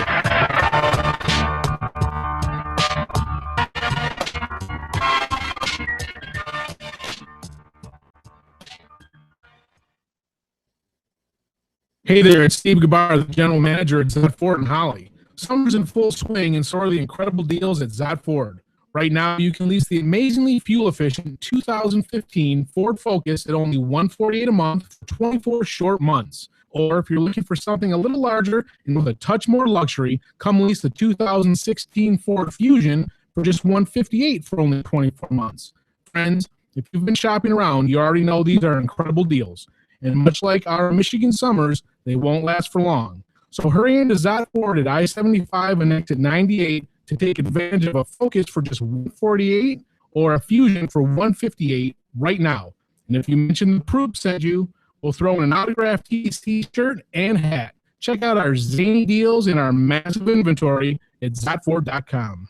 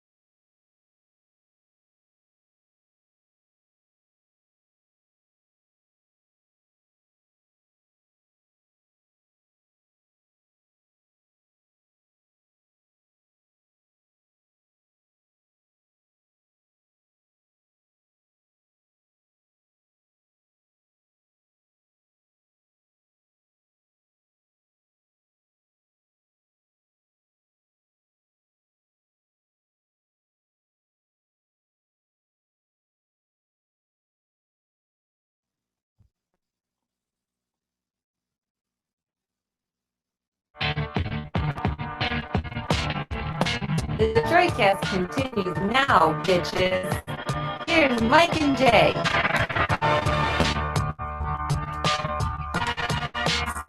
Welcome back to the Detroit Cast on a Thursday with Mike and Jay. Should we mention the Proops malfeasance? Sure. I mean, that was absolute, just straight up malfeasance. Yeah, it was the Proops being the Proops. I was nice enough to share a piece of licorice with Mickey. And the King's licorice. Fucking stole it. It was laying upon the desk at which Mickey is working. He gets up to look at something on my computer. Proops runs up and steals licorice. Yeah. Starts chowing. What dog does that, dude? What adult dog does that? Adult. Look at her sleeping like a baby now. She probably feels like shit, man. She's full from stealing that licorice. That's puppy behavior, Mike. Well, I don't know if I'd go that far. It's dog behavior. No, It's dog. no.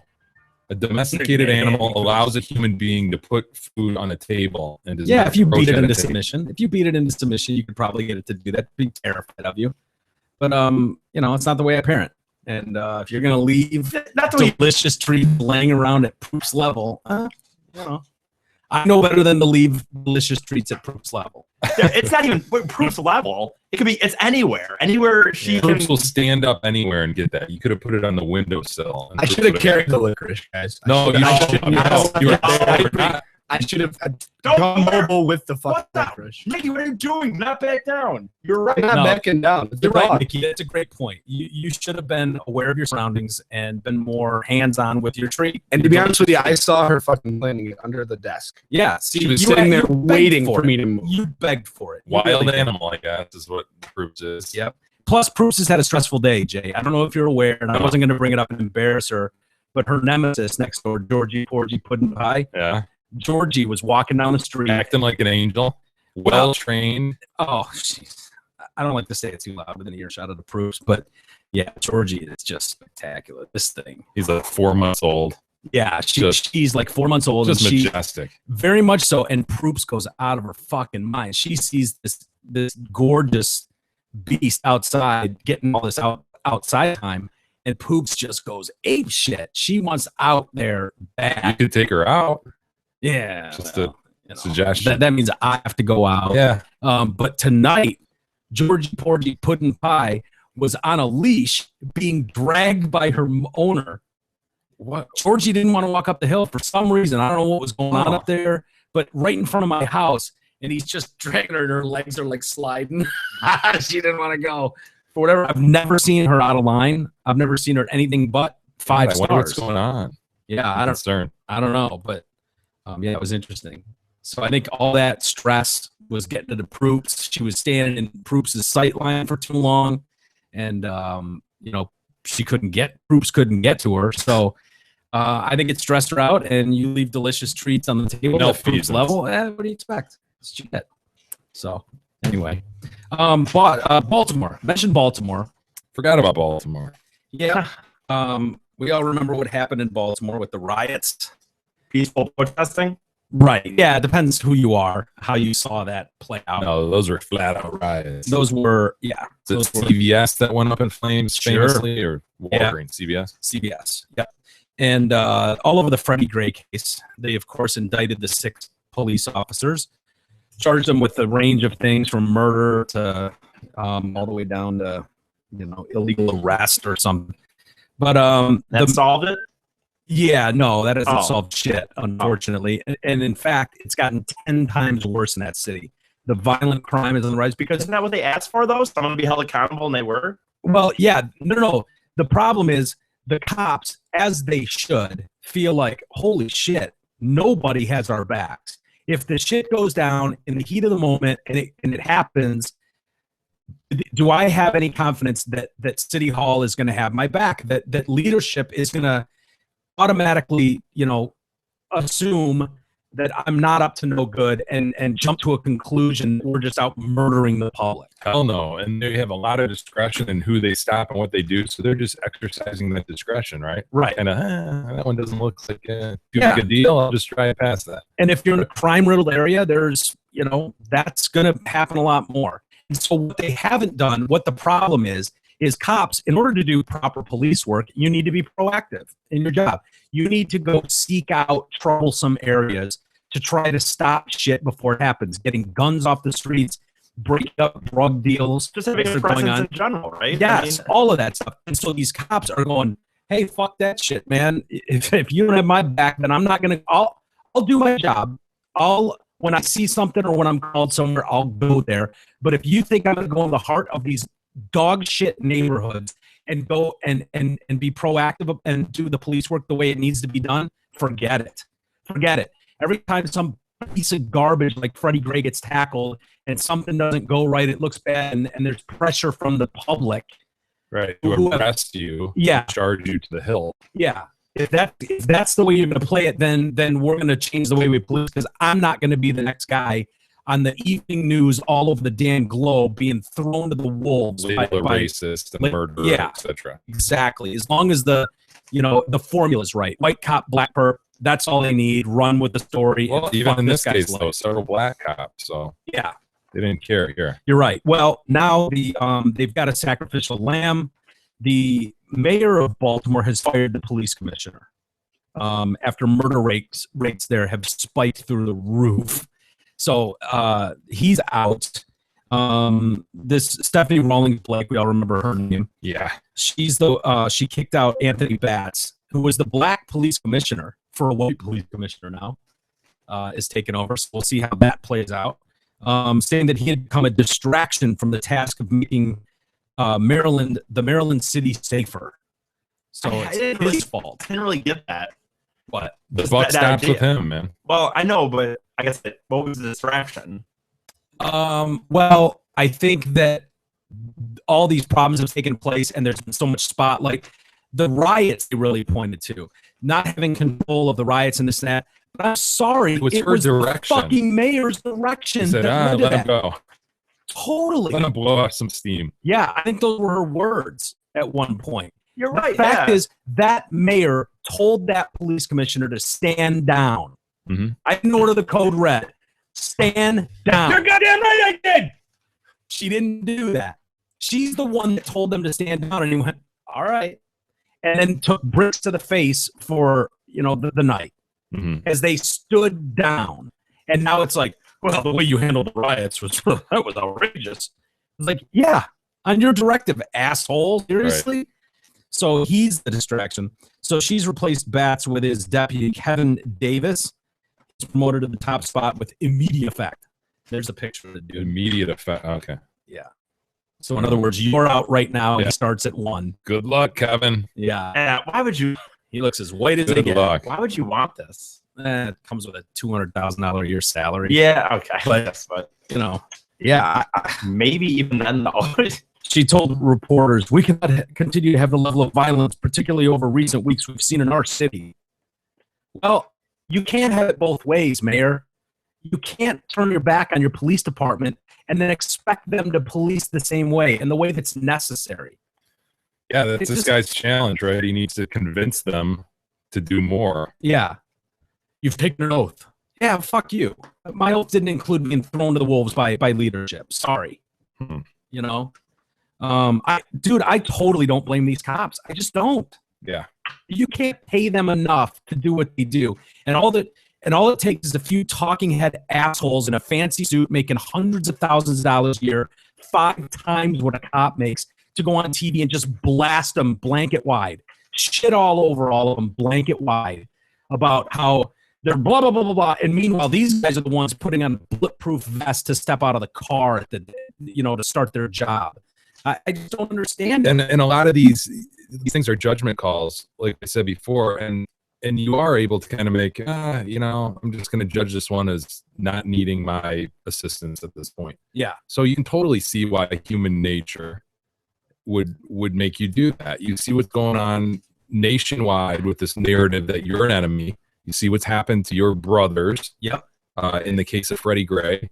And yeah, at the very least, Michael Brown's even worse example. Yeah, like Freddie Gray, you can make an argument. Oh, he got a rough ride. Yeah, he wasn't really in that moment, even though he'd been arrested, 860 times that year.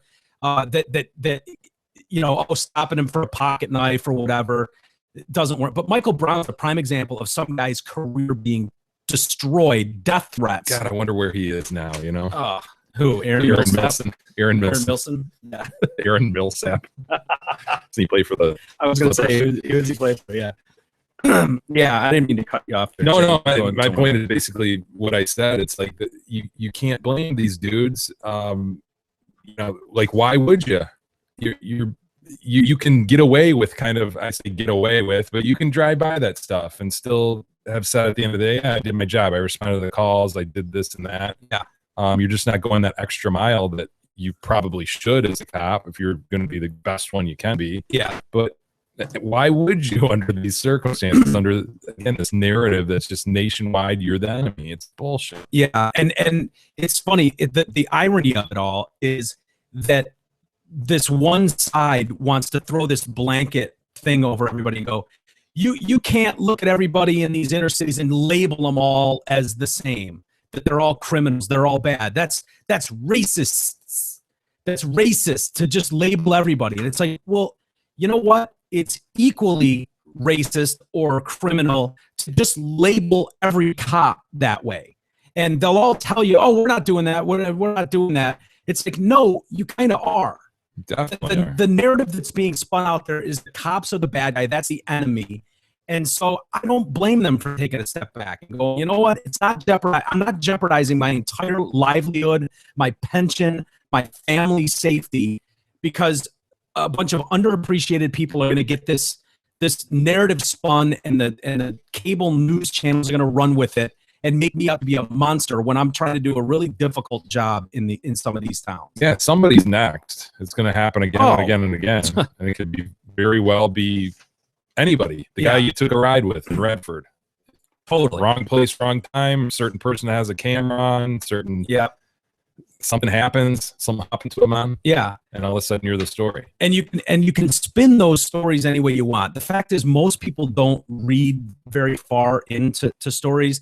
I see what's the local girl that was beating on the guy's door. Right. What was her name? Renisha McBride. Yeah. Renisha McBride. I see when people are marching down the streets with their posters, and it's Michael Brown and it's Tamir Rice, and I'm seeing Renisha McBride's name on there. Renisha McBride was not gunned down by a cop. Right. The cops had nothing to do with Renisha McBride. You're seeing her name as well. Yes, and brought up. I've seen interviewers on TV going off about, poor Renisha McBride and Michael Brown. And this. And it's like Renisha McBride got shit-faced, crashed her car, and at 3 a.m. crawled up to some dude's front door and across his house, pounded on his house and his front door. He opened it and shot her. I mean, terrible story. The guy was found guilty of murder for it and went to fucking prison. What more do you want? And sorry, the cops had nothing to do with it. Nothing. Less than nothing to do with it. There's another one that I saw, and the name slips me now, but I think I've mentioned it before, where they're like, this guy was handcuffed to the back of the police car, and the cops shot him in cold blood as he sat in the back of the cop car. And you go, wow. He's in custody, he's handcuffed, and the police shot him dead in the back of the police car. And they're using that as an example of how the police treat young black people. And if you do a little research on that story, you find out that, yes, the kid had a gun on him. He slipped his handcuffs to the front of him, and he had the window was cracked in the back of the cop car, and he pointed the gun at a cop through the window, and he was fucking shot and killed for it. But if you listen to the narrative being spun, he was handcuffed in the back of a police car when they murdered him in cold blood. Wow. It's outrageous. Nobody gives a shit what the real story is. And so you just paint all cops with that brush like, dude, where do you think this is going to go? Where do you think it's going to go? So I don't know. So anyway, the black police chief is out. It's his fault that all this went down. The police chief in Sam Dotson out of St. Louis, his opinion is that the criminal element is feeling empowered by anti-police sentiment. Basically what we're talking about here. According to his terms of employment, bats can be fired with no compensation if this mayor has just cause, which would include dereliction of duty, drug or alcohol problems, and being charged with a felony. None of those apply, and so it looks like he's entitled to a $190,000 payout. Good for him. Yeah. Anyway, hey, you got to mention Chris Tujelski, our friend from Remax Suburban. The real estate market is hot right now. Chris Tujelski of Remax Suburban will get your home sold fast And as a gift to TDC listeners, Krista will pay for your whole house to be cleaned before it hits the market. So as Big E mentioned, you could have a friggin' bash. Well, throw it out, right? Have a rager. Have a rager. Have one of those stupid paint parties, foam parties he goes to. Yep. You can do whatever you want. Krista will clean it. Yeah, she'll throw a black card down on it. Krista's got this one. On her. Oh, Krista's great. Give her a call. She's a listener. Yeah, everybody have a Krista Jelski party.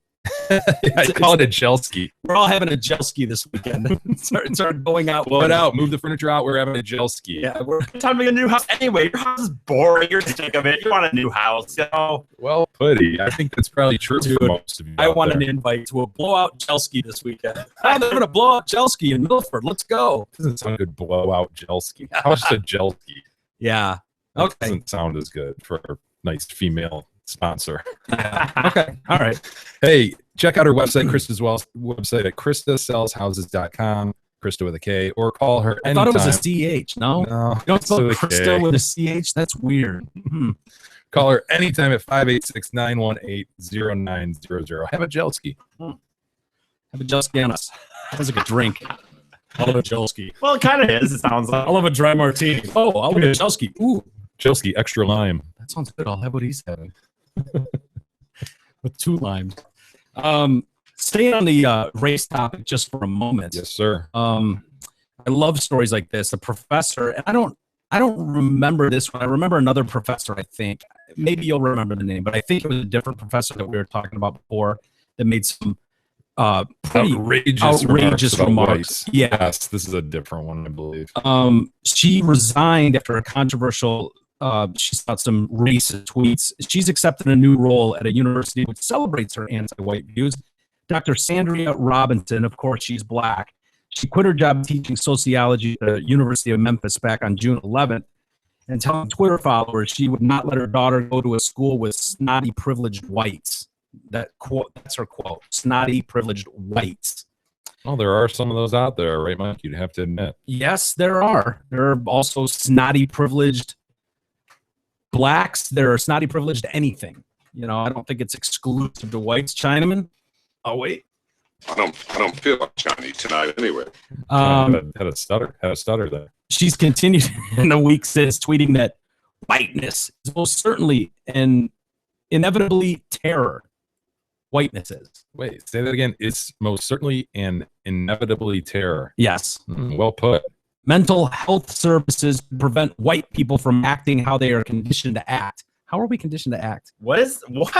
Yeah, mental health would help us all because we've been conditioned to act a certain way, apparently. I miss that. I've missed so many critical white meetings lately.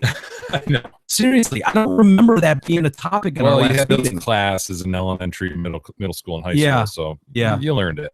Yeah, maybe. I mean, I feel like I should have been conditioned to act a certain way, but I just don't. I don't remember the skip a lot talking of high point. school, so maybe that's where you missed out. I tried to go to as many of our white meetings as I could make it to because I really enjoyed those. I mean, they taught me a lot about hating people and being racist and stuff. I feel like I learned something new every time, but I just don't remember that day. Rhodes College announced that Robinson had been hired, and they released a statement. They said, as a leading scholar. A leading scholar. As a leading scholar and shit. As a leading scholar and author in the areas of race, class, gender, culture, and the South, Dr. Sandria Robinson's comments are sometimes provocative, controversial, and debatable. Sometimes they are. Her hiring shows the school, a private liberal arts college. Boy, you won't find any snotty white people there. At a private liberal arts college. Jesus, you're could it be? And where, Connecticut is it? No, in Memphis. Oh, okay. This liberal arts college is a place where intellectual engagement and the exchange of ideas are among our highest priorities. Give me a break.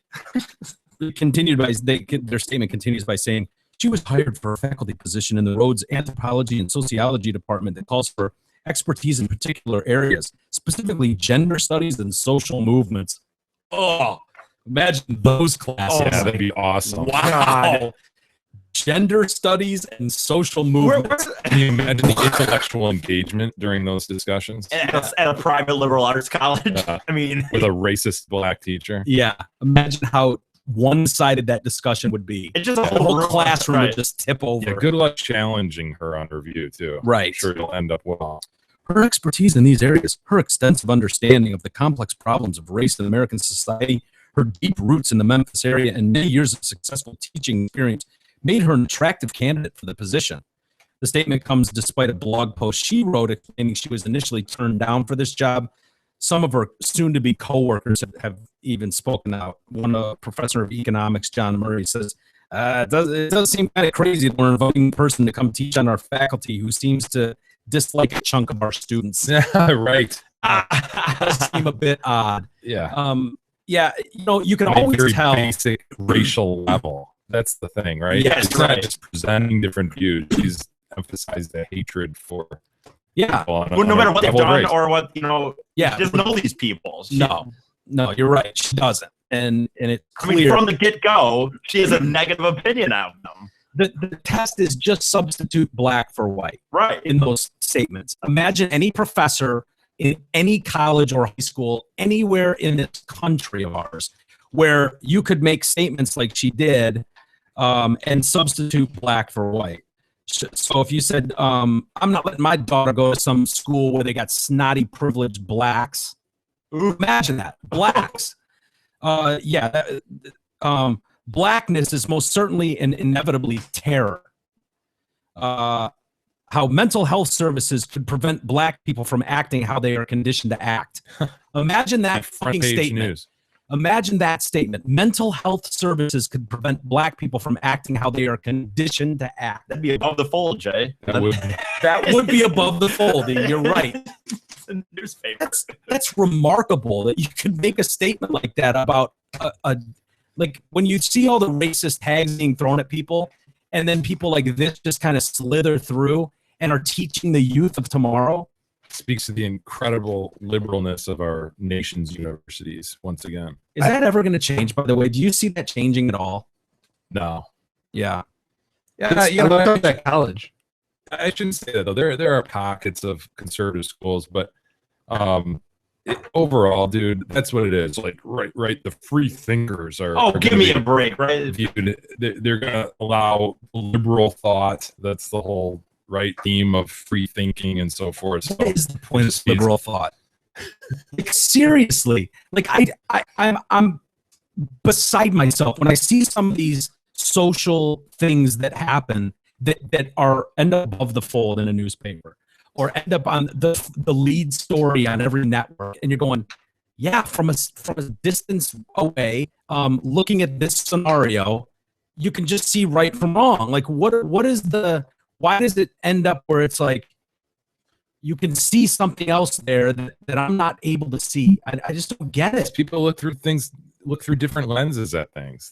They're filtering it through different philosophies. Yeah. And so why are universities still politicized? I don't know, man. But they are definitely. The people there have very, very political views. Yeah. And it's definitely shaping people coming out of them. Yeah. Because I think a lot of kids who go in, they don't even recognize that. They don't recognize that they're being taught from a certain My philosophy. sister- They don't even consider the other side a lot of times. I know my sister had a hard time with it at OU because she kind of was more how she would agree with a lot more of the kind of thought that you guys say. And she was in these classes and it was just almost impossible, she would say, because she didn't conform to what they were saying. And it's almost like, my God, how could you not just agree with all this? America's awful. And, whatever the day we were talking about that day. Well, but- and it's hard too when a professor's standing up there with a certain view. Like you might think differently, but you don't feel confident enough in your thought or the basis of your thought to challenge them openly in a class, dude, against an expert, right? A person Yeah. who's an expert in this field and That's their career, that's fought their- it over every which way. And how are you going to win that? And then moreover, you need to be graded by this person. I know a lot of grades come from just numbers. They're kind of blind. No, you're absolutely right. But how do you stand up to that? You have to be really informed and really confident to do something like that. So it just becomes a one-way street in terms of what's being conveyed. I feel like I know a healthy amount about this stuff. I read a lot about it. I watch plenty about it, pay attention to it. And I personally would not feel comfortable getting into a classroom of 100 university students and challenging a professor about this stuff. Yeah. Like, how could you possibly expect that some kid out of high school, Right. And in order to do that, I think you have to like study very vehemently and specifically the other side. And when you do that, then don't you sort of become completely the other side of the spectrum? And that's not really healthy in my view either. Yeah. So then you've got an ultra conservative trying to challenge an ultra liberal. And it's like, don't we all kind of fit in the middle to some extent? Some lean right, some lean left. And it seems to me it's not real healthy to be so far on either side. Yeah. But if you're really going to make that challenge against someone, you've got to know the talking points on the other side, and you just become indoctrinated to that side as you learn more and more about that. At least that's what I've found as I've thought through some of this shit. Yeah.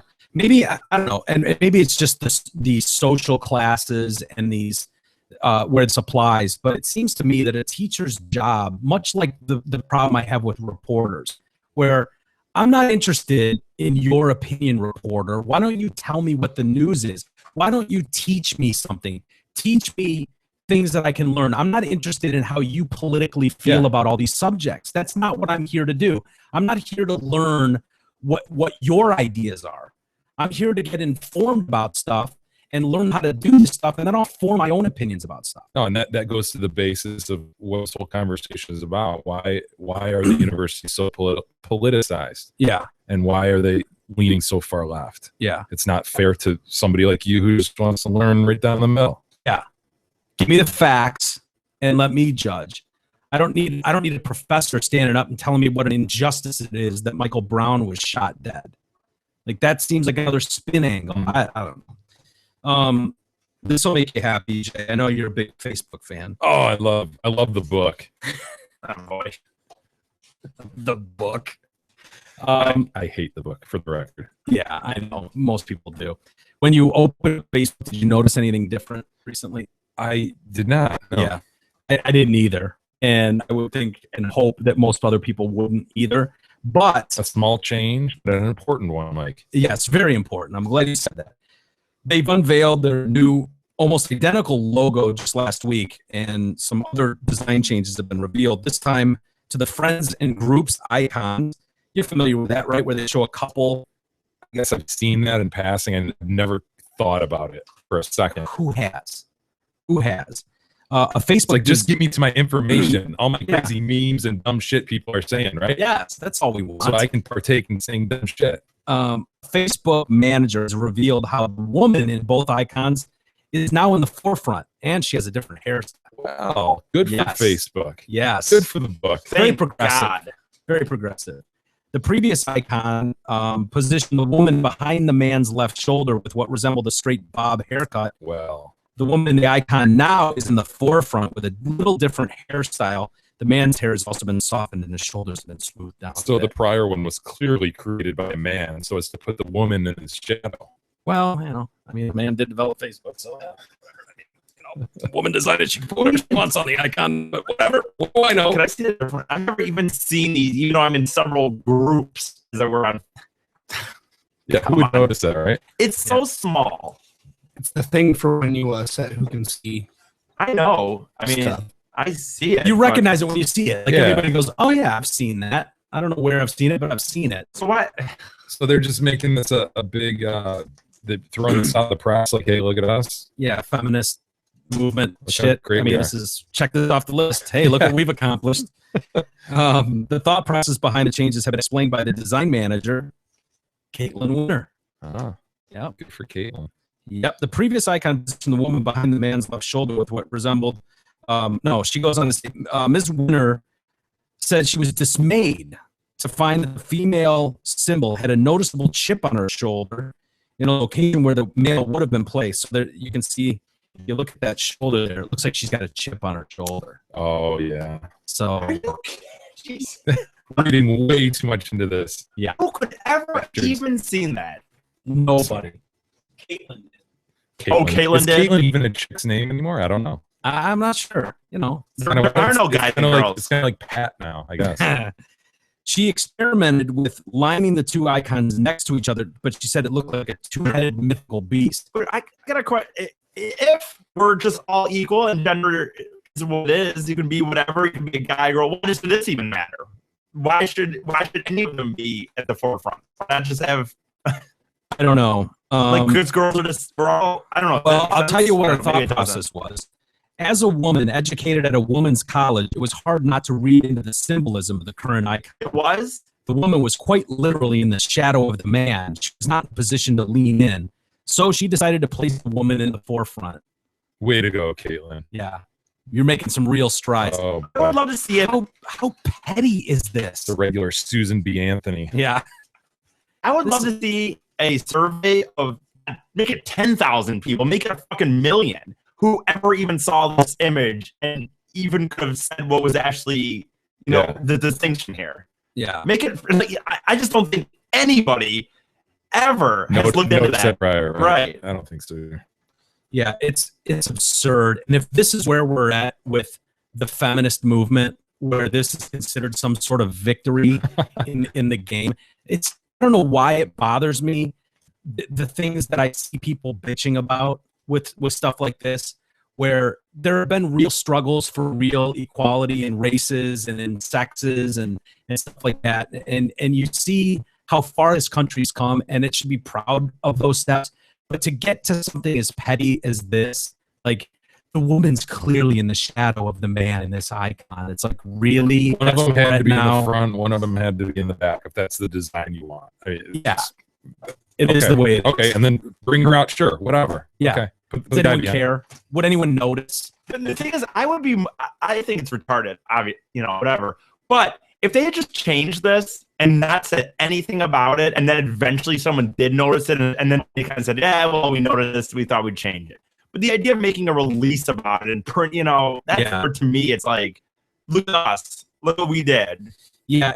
I'm not kidding. Like, if they just changed it, why can't you just change it and not put any press out there saying you did it? Why couldn't someone just, I don't know. You know what I mean? Would that be the real being genuine? I don't know, to me. Well, it's irritating to see this push so hard, and because I think most guys, if you ask guys, they wouldn't even give a fuck. It's like, yeah, okay, sure, how was it put us in. before? How it's different now? How You put like, the woman at the whatever. forefront. I don't give a shit about Put her up front. Put some big titties on her. Yeah, hell yeah. That'd be Now you're sweet. talking. There we We couldn't go. see your titties when she was behind the guy. Perfect. That's a good point. The other one that was bothering me was the women's soccer thing. The girls have this great victory. They win the World Cup. Kind of being shoved down people's throat. You mean? Well, not so much that. They landed in LA and they had like an impromptu rally for them in LA, and there was all this talk and fire about the women need a parade. They need a proper parade. And so there was so much talk that now they're doing a parade, a ticker tape parade in New York, through New York City. And it's going to be hosted by Robin Roberts. God damn it, shut up, Robin. Of course. Shut up, Robin. Right, of course. Fucking hate Robin Roberts.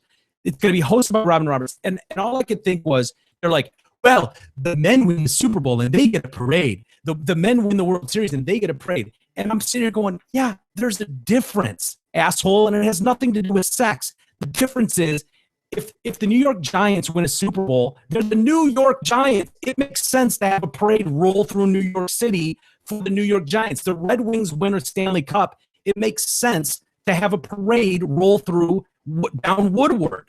And you get 1 million people to show up to support your team. How do you have a parade for a United States fucking team? I don't know. I disagree, man, on that one. I Seriously, so No, what? no. We just pick a city and run a parade through it? No, Why? dude, because do they start in Mike, whoa, They should go across the whole country, travel Give me through a the whole break. country? Give me a This is fucking something you strongly believe yeah. in. Give me a Go, break. go, Give baby. me a fucking break. If the men won the World Cup, you don't think there'd be a fucking parade? I don't watch women's sports, honestly. I watched 5 minutes of the fucking game. But I don't see I guess. So where do you do the parade then, E? Everyone knows it's going to be, come on. Where do you do the parade? Where? New York. Why does it have to be New York? Because whatever reason it's been decided that New York is the city it is. It's where the fucking astronauts came when they won, or when they went to the moon or whatever. I mean, no, it's true though. It's been Remember when the decided. astronauts beat the cosmonauts? Yeah, that was whatever. awesome. That was epic. Shut up for a second. I The heard miracle you. on the moon. My problem isn't having a parade for the women. I don't give a fuck if they have a parade or not. My problem is trying to make it into a sexist thing, like it's a slight at women. I don't think it's a slight at women at all. I think it's different to have a city thing, and they're doing it. They're having 2 parades. They're doing one in LA. 10,000 people showed up. 10,000. The Wings draw 1 million. I know. Makes sense to have a parade for that. I don't know what they'll do in New York. I don't care what they'll do in New York. But the idea that it needs to be like some Twitter campaign, like the women deserve equal pay of the men's soccer team. Really? Do they? Really? The women do deserve equal pay. Really? Are they going to fill stadiums across the country now, you think? No, that's not what I'm saying, though. But, I mean, dude, it is a World fucking Cup. I think it's a big deal, and I think there's no problem And with they'll having go to the White House. Right. It's a big deal. They'll go to the White House with their little cup, and they'll meet the president, and they'll do all the things that teams do. If the men won the World Cup, there would unquestionably have been a parade down New York. It wouldn't have even have thought. Agreed. Maybe so. I can't say. 100%. Do you remember when the Not even a space thought. shuttle beat Sputnik? I do remember was that. epic. That was huge. Parade. Okay, I said one. I meant went to Again. the moon. Okay, but there is not a question. You know what? It is 200%. If the men won the World Cup, there would be a parade in New York. Unquestionable. I just don't like the aspect of it being a get it. sexist thing. I agree. That's my problem with it. Not that they don't deserve one, not that it wasn't a great accomplishment. It's the idea that there was some slight to them.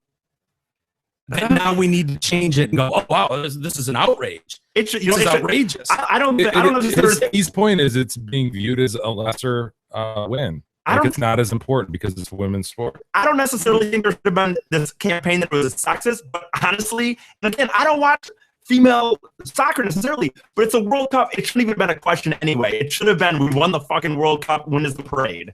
To me, but Yeah, he's huge in the parades, painting his face. Well, no, all I'm that. using the fact he that- leans that way anyway. I do like sporting press. I've gone to all the women's parades. I went to the Pistons parade, but it's dude, it would happen if the men did it. It would happen. It was hugely rated, wasn't it? But what were the ratings compared to The highest, I think they said. sporting events Look, in the U.S.? What is that? What they it said? was huge for sure. For soccer, yeah. Yeah. It beat the ratings of the NBA Finals. Yeah. But again, if an NBA Finals team wins, it's isolated into a very, easy to very decide. small pocket. Yes, we as a city are, because you know how it is. If your team's involved in that event, you get really behind it, and so it's easy to go. In San Antonio, we're having a parade for this team. Fact Just makes is, sense. the men's World Cup is way bigger than the women's World I know Cup it is. worldwide. Of Right. course So it if the is. men were to accomplish that, that would be amazing and enormous. Yeah. To be, I get it. You're right. So yeah, I agree that they would probably have a parade somewhere, probably New York. But I'm not so sure the women deserve it. I don't know. Yeah, Dude, I'm not I going to don't go. It's I'm a not- lesser I'm scale. with It's it. a lesser scale thing. yeah. It is. And so we don't have to all pretend that it's the same scale. Like we don't have to name 2 championship drive, 3 championship drive when the Oh my- Shock, Technically before because they won 2. Yeah. whatever, when the Detroit Shock WNBA team wins the championship. Yeah, it is a ridiculous. lesser level thing. You don't always have to put it on the same It's level or ridiculous. pretend that it is. Exactly. I agree. I just don't know. I certainly don't have a problem with them doing it, though. It's a World Cup, man. I don't know. Yeah. No, we heard your argument, but I think Jay's point is kind of, I totally agree that you can't stuff that into an equal thing. I don't care how many people watched it. I watched it. You think I'll ever watch a women's game again? No. I watched the finals because it's an event that the country gets behind, but I'm not going to go get season tickets to the women's local fucking soccer program. You serious? Neither are you. No, I'm not. I don't watch any WNBA. So, I never do. so when people bitch about equal pay, it's like the pay is brought in by the amount of revenue people that's and the raised. revenue that's generated. There's Yeah. a reason women make $10,000 a year I'm not to making. play soccer. I'm not making judgment on the pay. Duh. Of course, the people like the But WNBA. that's what they're bitching about. That's the point of the story. Is people are bitching. They want equal. But the people that were at I'm the solely just LA, going- shut up, E. The people that were at the LA rally were holding signs saying equal pay for equal play, equal pay for women's soccer. Right. And I'm going, Ridiculous. are you shitting me? You're going to give some idiot $100 million soccer contract to some chick That's because they ridiculous. won the World Cup? It's ridiculous. I'm solely just going on the parade. That's my whole remark when it's on the parade. And I have no problem with that. If they start selling out 80,000 seat venues and selling 8,000 jerseys a day, by all means, give them $100 million contracts. You earn that. You don't get it because your team won something. It has to be supported. If the support is there, it justifies the parade. It justifies the massive contracts that these guys get. I think that we won a World Cup, and I think we should have celebrated with a parade down New York. I get know. the pay. They are doing it. I know. I heard you. They are Well, I doing heard it. you too. The pay, I get it. The pay's right. Of course, they're not going to make the same as men. It's ridiculous. Hey, E, next time leave the astronauts out of it, okay? Okay. They didn't do anything to you. Before we get to email, I did want to mention this Tennessee law. Yeah. That, this is not going to work. I just see bad news written all over this law. They're calling it groundbreaking new law, and I think it's done with the best intentions. You're a proofs lover, as most of these things are. But imagine if this is you and your proofs. This is in Tennessee. They've got it. They've made it okay for Good Samaritans to break into random cars in order to rescue dogs that are locked inside when it's hot. The law is an extension of the state's existing Good Samaritan law that allows people to break into cars to save children and will come into effect July 1st. So if you see a kid roasting in a car, they're not going to ticket you if you break the window to get the human baby out. Wow. They don't have any more hot car situations. Yes. However, there are specific steps that must be followed. If you act reasonably, okay, so we need you to act reasonably. You're putting this on the general public, right? Not this isn't the lawmakers. This is the general public we're talking about here. Damn it, there's a dog in there. There's a dog in there, Lyle. As a reasonable person would respond, you will not be at fault to save a life. You will not be at any fault to save a life and or the animal's life. The idea of the bill came after the story. You can always find these stories, some random stories, some dog that got cooked in a car or something. You know, hot dog Carl. Yeah. Right. It died between so this guy called the police and said, "Oh my God, there's a hot dog Carl going on." And he stood there next to the closed car. Police come. 20 minutes later, dog dies. Dog died. And so, yeah, I think in that situation, you know, it seems like an isolated incident. You break a window, I think we could figure that out. We don't need to pass a statewide law. Pretty much like saying, yeah, go for it, everybody. If you see a poop, save the motherfucker. Yeah. Advocacy groups are this is great news. This is great news. So basically, here's how I see this going down. You pull up to CVS to run in really quick. You know, you want to grab Gatorade, you're dying because it's 80 degrees out. You crack the windows, you got your proops in there. And then Tammy and Lyle pull up.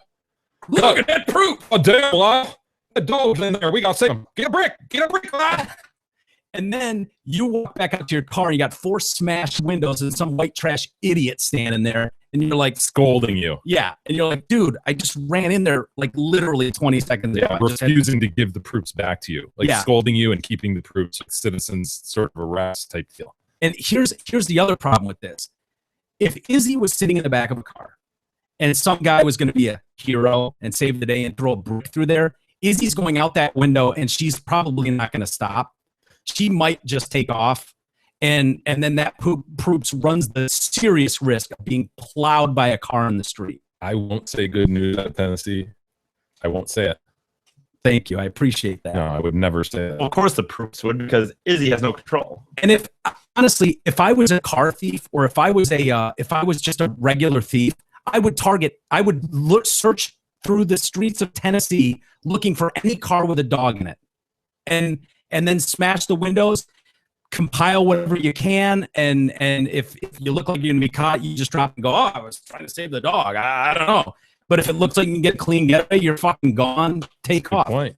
You know what I mean? Like I think it opens that window that's a very gray area. It's total gray area. This whole reasonable belief. Come on, I know that's a standard in a lot of different contexts, but this is one where people get really emotional. Yeah, proofs lovers are proofs lovers, and they're going to react. Oh my God, like just like Tammy and Lyle would. The dog's panting. Yeah, right. Well, Dog I think has a story about that. He has that cop car. Yeah. Right. That he got at auction, and so he's got the back seat, which has the gate. It's got the bars or whatever that go across, and that separate the back seat from the cops. And he's got his proofs in the back seat with the front windows all the way down, so airflow's going through the back through this gate part. Right. And somebody's bitching at him. Somebody's standing there at his car when he comes out of a mire, telling him what a dick he is. And he's like, dude. Yeah. And then the dog's had some further argument about the breed of the dog and how the temperature stays low because blah, blah, blah, blah. Right. Of course he does. No, his thing too is that he can have those windows down because it's a police car. Like it's the way the design is so that there's no one that can get access to the dog through the back locked doors and the grate that's up, the metal grate that is up there. So it's a way that he can have those windows down and make sure that there's airflow for the dog. But you're still going to have people, like you said, Lyle and Tammy are going to walk up and overreact. This is an outrage. And who knows? You could be inside the store for literally 2 minutes and they just roll up and for all they know, it's been in there by itself cooking away for 8 hours. Yeah, dude, you're probably not going to take your troops anywhere. Yeah, not in Tennessee. Kidding me? You can't run into the store really quick? Really? I mean, yeah, it just seems like not good. Groundbreaking law is the way to say it. Hey, look, listen, Zat Ford and Howley, the official auto dealership of the Detroitcast, is also Metro Detroit's leading lease pull-ahead authority. They specialize in getting people out of their current leases up to 12 months early. Doesn't matter what brand you lease or how many miles you have on it, Zat Ford can assist you in getting out of your lease early and into a shiny new Ford. Now's the time. Go to Zat Ford at I-75 and exit 98 and let them get you out of your overpriced, over-mileage lease and into the new Ford of your dreams. No one can beat Zat Ford at terminating your lease up to 12 months early, and their goal is to match or lower your current payment. Check out their marvelous deals and massive inventory at zatford.com. Get there. Very good. What do we got for email? You have some email, Mike. Mark writes in, gents, I got off a conference call. I was sitting with my boss talking to our manufacturing plant. When someone asked where we would get a certain part, I said, we should use that one Chinese company from last time. ... I'll wait. As if I was waiting for the king to operate the fucking drop machine. My boss looked at me confused and said, wait for what? I said, never mind. That was close. That's awesome. Mark. Brian writes in, hey, fellas, I was listening to the show when you started talking about Burt's Bees. The documentary about him was mentioned. I must agree, it is a fantastic documentary. So this is that dude selling bee honey outside the road in Maine. Yeah. Gets hooked up with a hitchhiker, and they end up forming this hundreds of millions of dollars company, right? Yeah. And he gets bilked out of it. Yeah. He says, Brian says it's a fantastic documentary that really sheds light on how badly Burt got screwed. However, it also really opens your mind to the concept of happiness. Although Burt got royally fucked, he seemed absolutely content with his lifestyle. All the guy ever wanted was to live off the land with his troops, and that's exactly what he got. Of course, that doesn't justify what happened to him and his company, but it proves that happiness can be achieved through simplicity despite crippling adversity.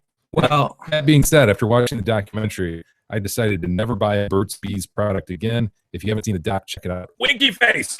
Yeah, I would agree with him, except that you can tell Burt hates he doesn't want to be bothered. He wants to be by himself in Maine and do his own thing with his dogs. He doesn't want to be fucking touring the world, waving to shitty fans and with their beards on, their replica beards on and taking pictures. He's really uncomfortable. He's not a public person. He's kind of been thrown into that public light, but he doesn't get the rewards from it because it was taken out from under him. And it's a major pain in the ass to get him anywhere. And people are paying to have him fly to Japan to do this interview or do this photo shoot. He's super uncomfortable.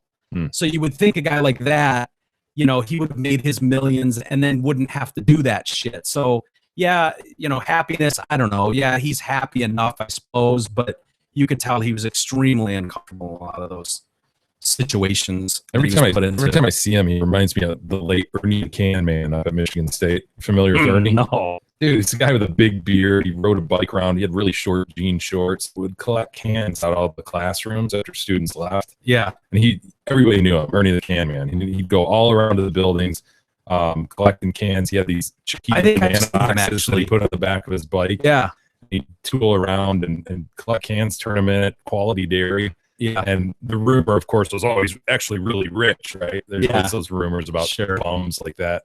But he was like a beloved character. So every time I see Burt, kind of reminds me of that guy. Yeah. Unfortunately, Ernie died, I don't know, 5-6 years ago of hypothermia. Like, this is a guy that, 90% of the students there would have taken him in if he needed a place to sleep. He was just known as a nice guy, right? Yeah. Freaking died on the streets. Was he homeless? Yeah. Yeah. Wow. So, yeah, sad story. I'm assuming that happened in the winter. Yeah, or close to it. Burt died too. Yeah. Yeah. That's what we were talking about that the other day. Burt's Welcome back to the show. Part-time. You weren't here for that, Mickey. In your defense. I haven't prevented you listen to the show.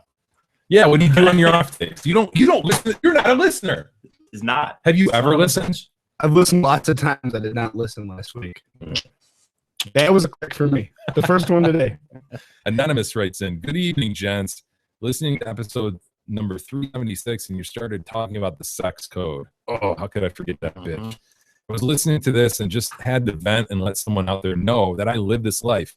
Been married 8 years and together for 15 years. We have 2 kids, but do not let the fact that I have 2 kids fool you, and the fact that I enjoy the great art of sex a max 3 times a year, usually once every 4 months. Every time I have complained and even bitched about the lack of sex, I always get the same complaints. Too tired, etc. She wonders why I'm never in a good mood, distant, and don't converse like we used to. I go through the motions of the days and contemplate what I need to do. I clean the house, I vacuum, I cook dinner 5 days a week, do dishes, do laundry, do everything that you would do to Stop help. doing that shit then at this point. No offense. I mean, that shit. This is sort of an Ask Eric. If you, yeah. No, I'm just saying. I mean, I get it's cool he's doing it, but obviously do women not know how important sex is to guys? Is that the problem here?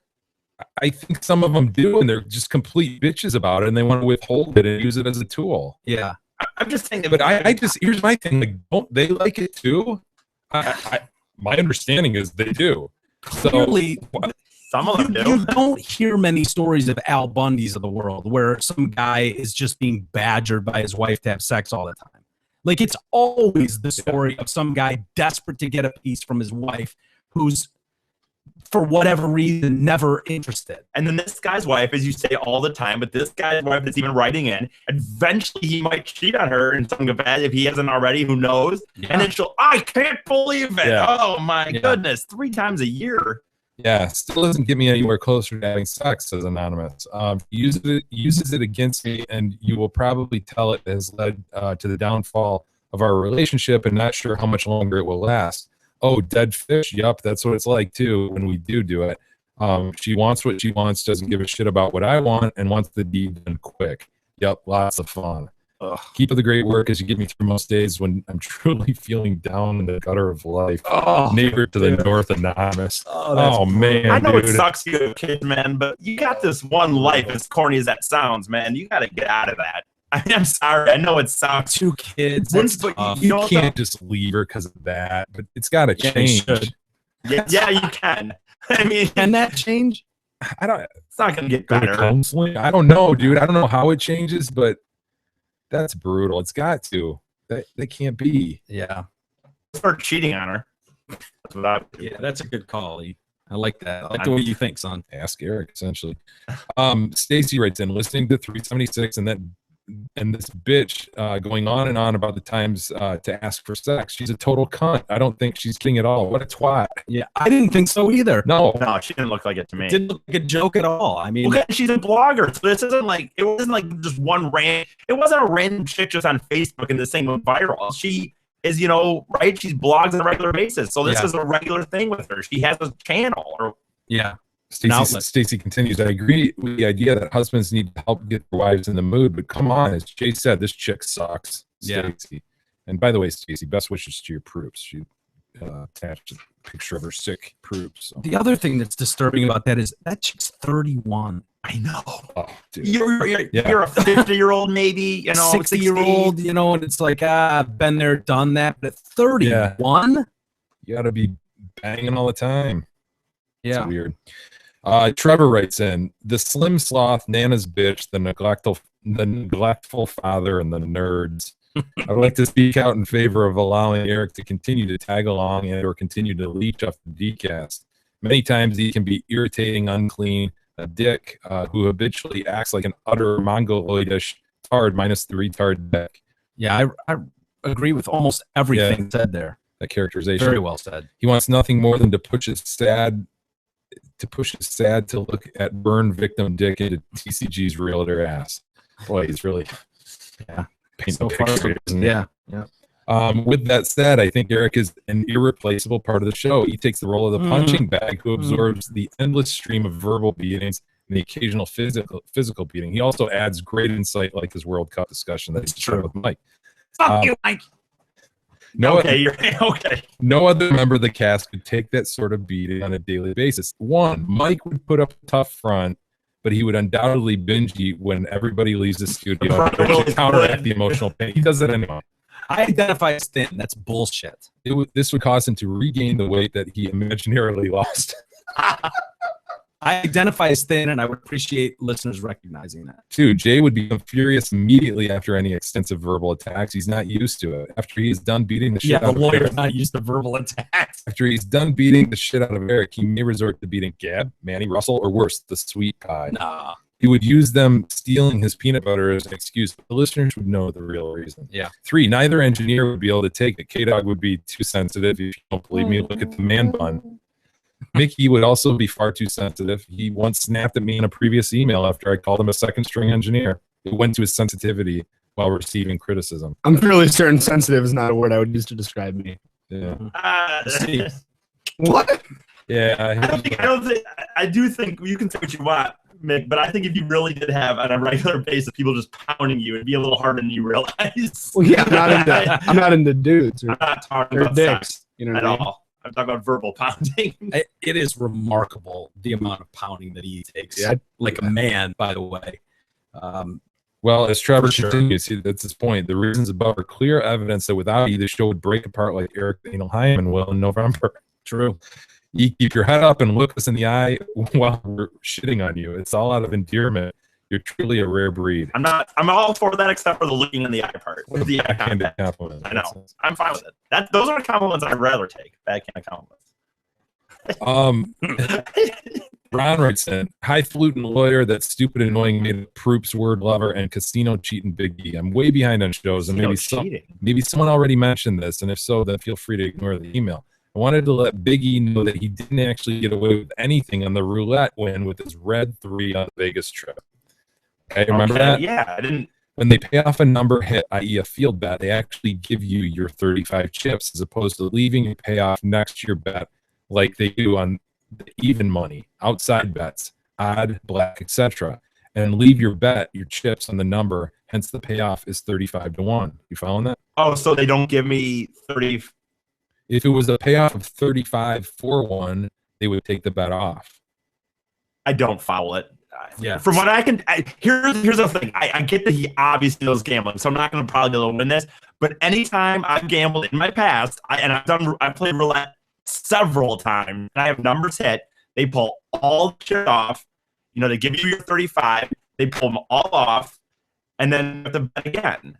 From what I know, I still have. Is he saying that I didn't? It depends on the place on the board. Okay, I did not have to put another $5 minimum on the board though. That's what I'm saying. Ron's point is you didn't get away with one or cheat the casino on anything. Sorry to burst your bubble, but at least now you don't have to keep looking over your shoulder for the casino police to be coming after you. I really just thought it was kind of a crazy situation that they didn't pull my number off and the number hit 2 times in a row. I didn't really necessarily think I don't know. I guess I kind of thought I got away with one a little, but not like I didn't feel like I was cheating the system. Okay, I get it. I would think they would pull that off too. I've played before, and when I've hit numbers, I can't say for sure, but it would make sense. I don't know. Dude, I got away with one today. I'm coming over to your house, and I'm going to get on 75, and I'm getting on by the pallets where you sweep around the big ramp, and then you come around and you get, and so you don't see what the freeway looks like until you're kind of like locked in. You're done, yeah. So I'm locked into going north, and I look, and northbound is just dead stopped. All 4 lanes Northbound are just 75? Southbound. Okay. Yeah, southbound 75, dead stop. So I'm like, so I see there's one of those turnarounds, like a cop turnaround. Just in the grass? Oh, yeah. shit. And so people are getting, they're getting off the freeway like crazy so as not to proceed south. So they're getting off at Lapeer Road. Well, I whip around in this turnaround. So do 2 cars right behind me. They see me do it, and they get right behind me. As I then go on the other way on the ramp, a state cop is right there. He's probably 4 cars behind me. Oh, no. Flicks on his lights. I'm like, oh, no. I'm thinking what you just said. This is an enormous ticket. Yeah. Enormous. Because, And so I just keep going, and the other 2 cars keep going with me, and he pulled over the one right behind me. Really? Oh, my God. I know. I'm like, holy shit. You would think they'd go after you as the first guy. I was the guy who kind of thought of it, the one in the front, but I got away with one, man. Wow. That's awesome. Must be doing something right. That's right. Got to remind everybody, Amazon link, please use it. You'll see it on our homepage, DetroitCast.com. Just click on it and shop as you normally do. Hook us up. Yeah. And it looks like I'll be doing comedy at the Comedy Patch in Grosse Pointe Friday nights late. It's like 10:30, so it's kind of late, but it's not that late. Yeah, but there's 15 comics, and I think I'm near the end. So if you can come out cool, but there's a good chance I won't be up there until like midnight or 1 in the morning. With all those so. comics, there's a decent chance you'll see a good comic if you go out there. That's true. Yeah, Very true. That's a good point. You can come out and watch the funny people and then leave before I get up there. It's Friday night? Yeah. Okay. All right. Well, thanks everybody for hanging with us. Let's do it again tomorrow for an all new Friday edition of the Detroit Cast.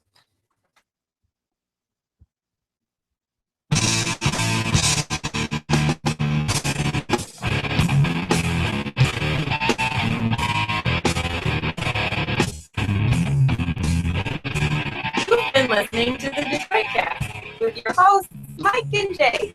From all of us at Radio for One Studios, thank you for listening. And as always, thank you, Detroit.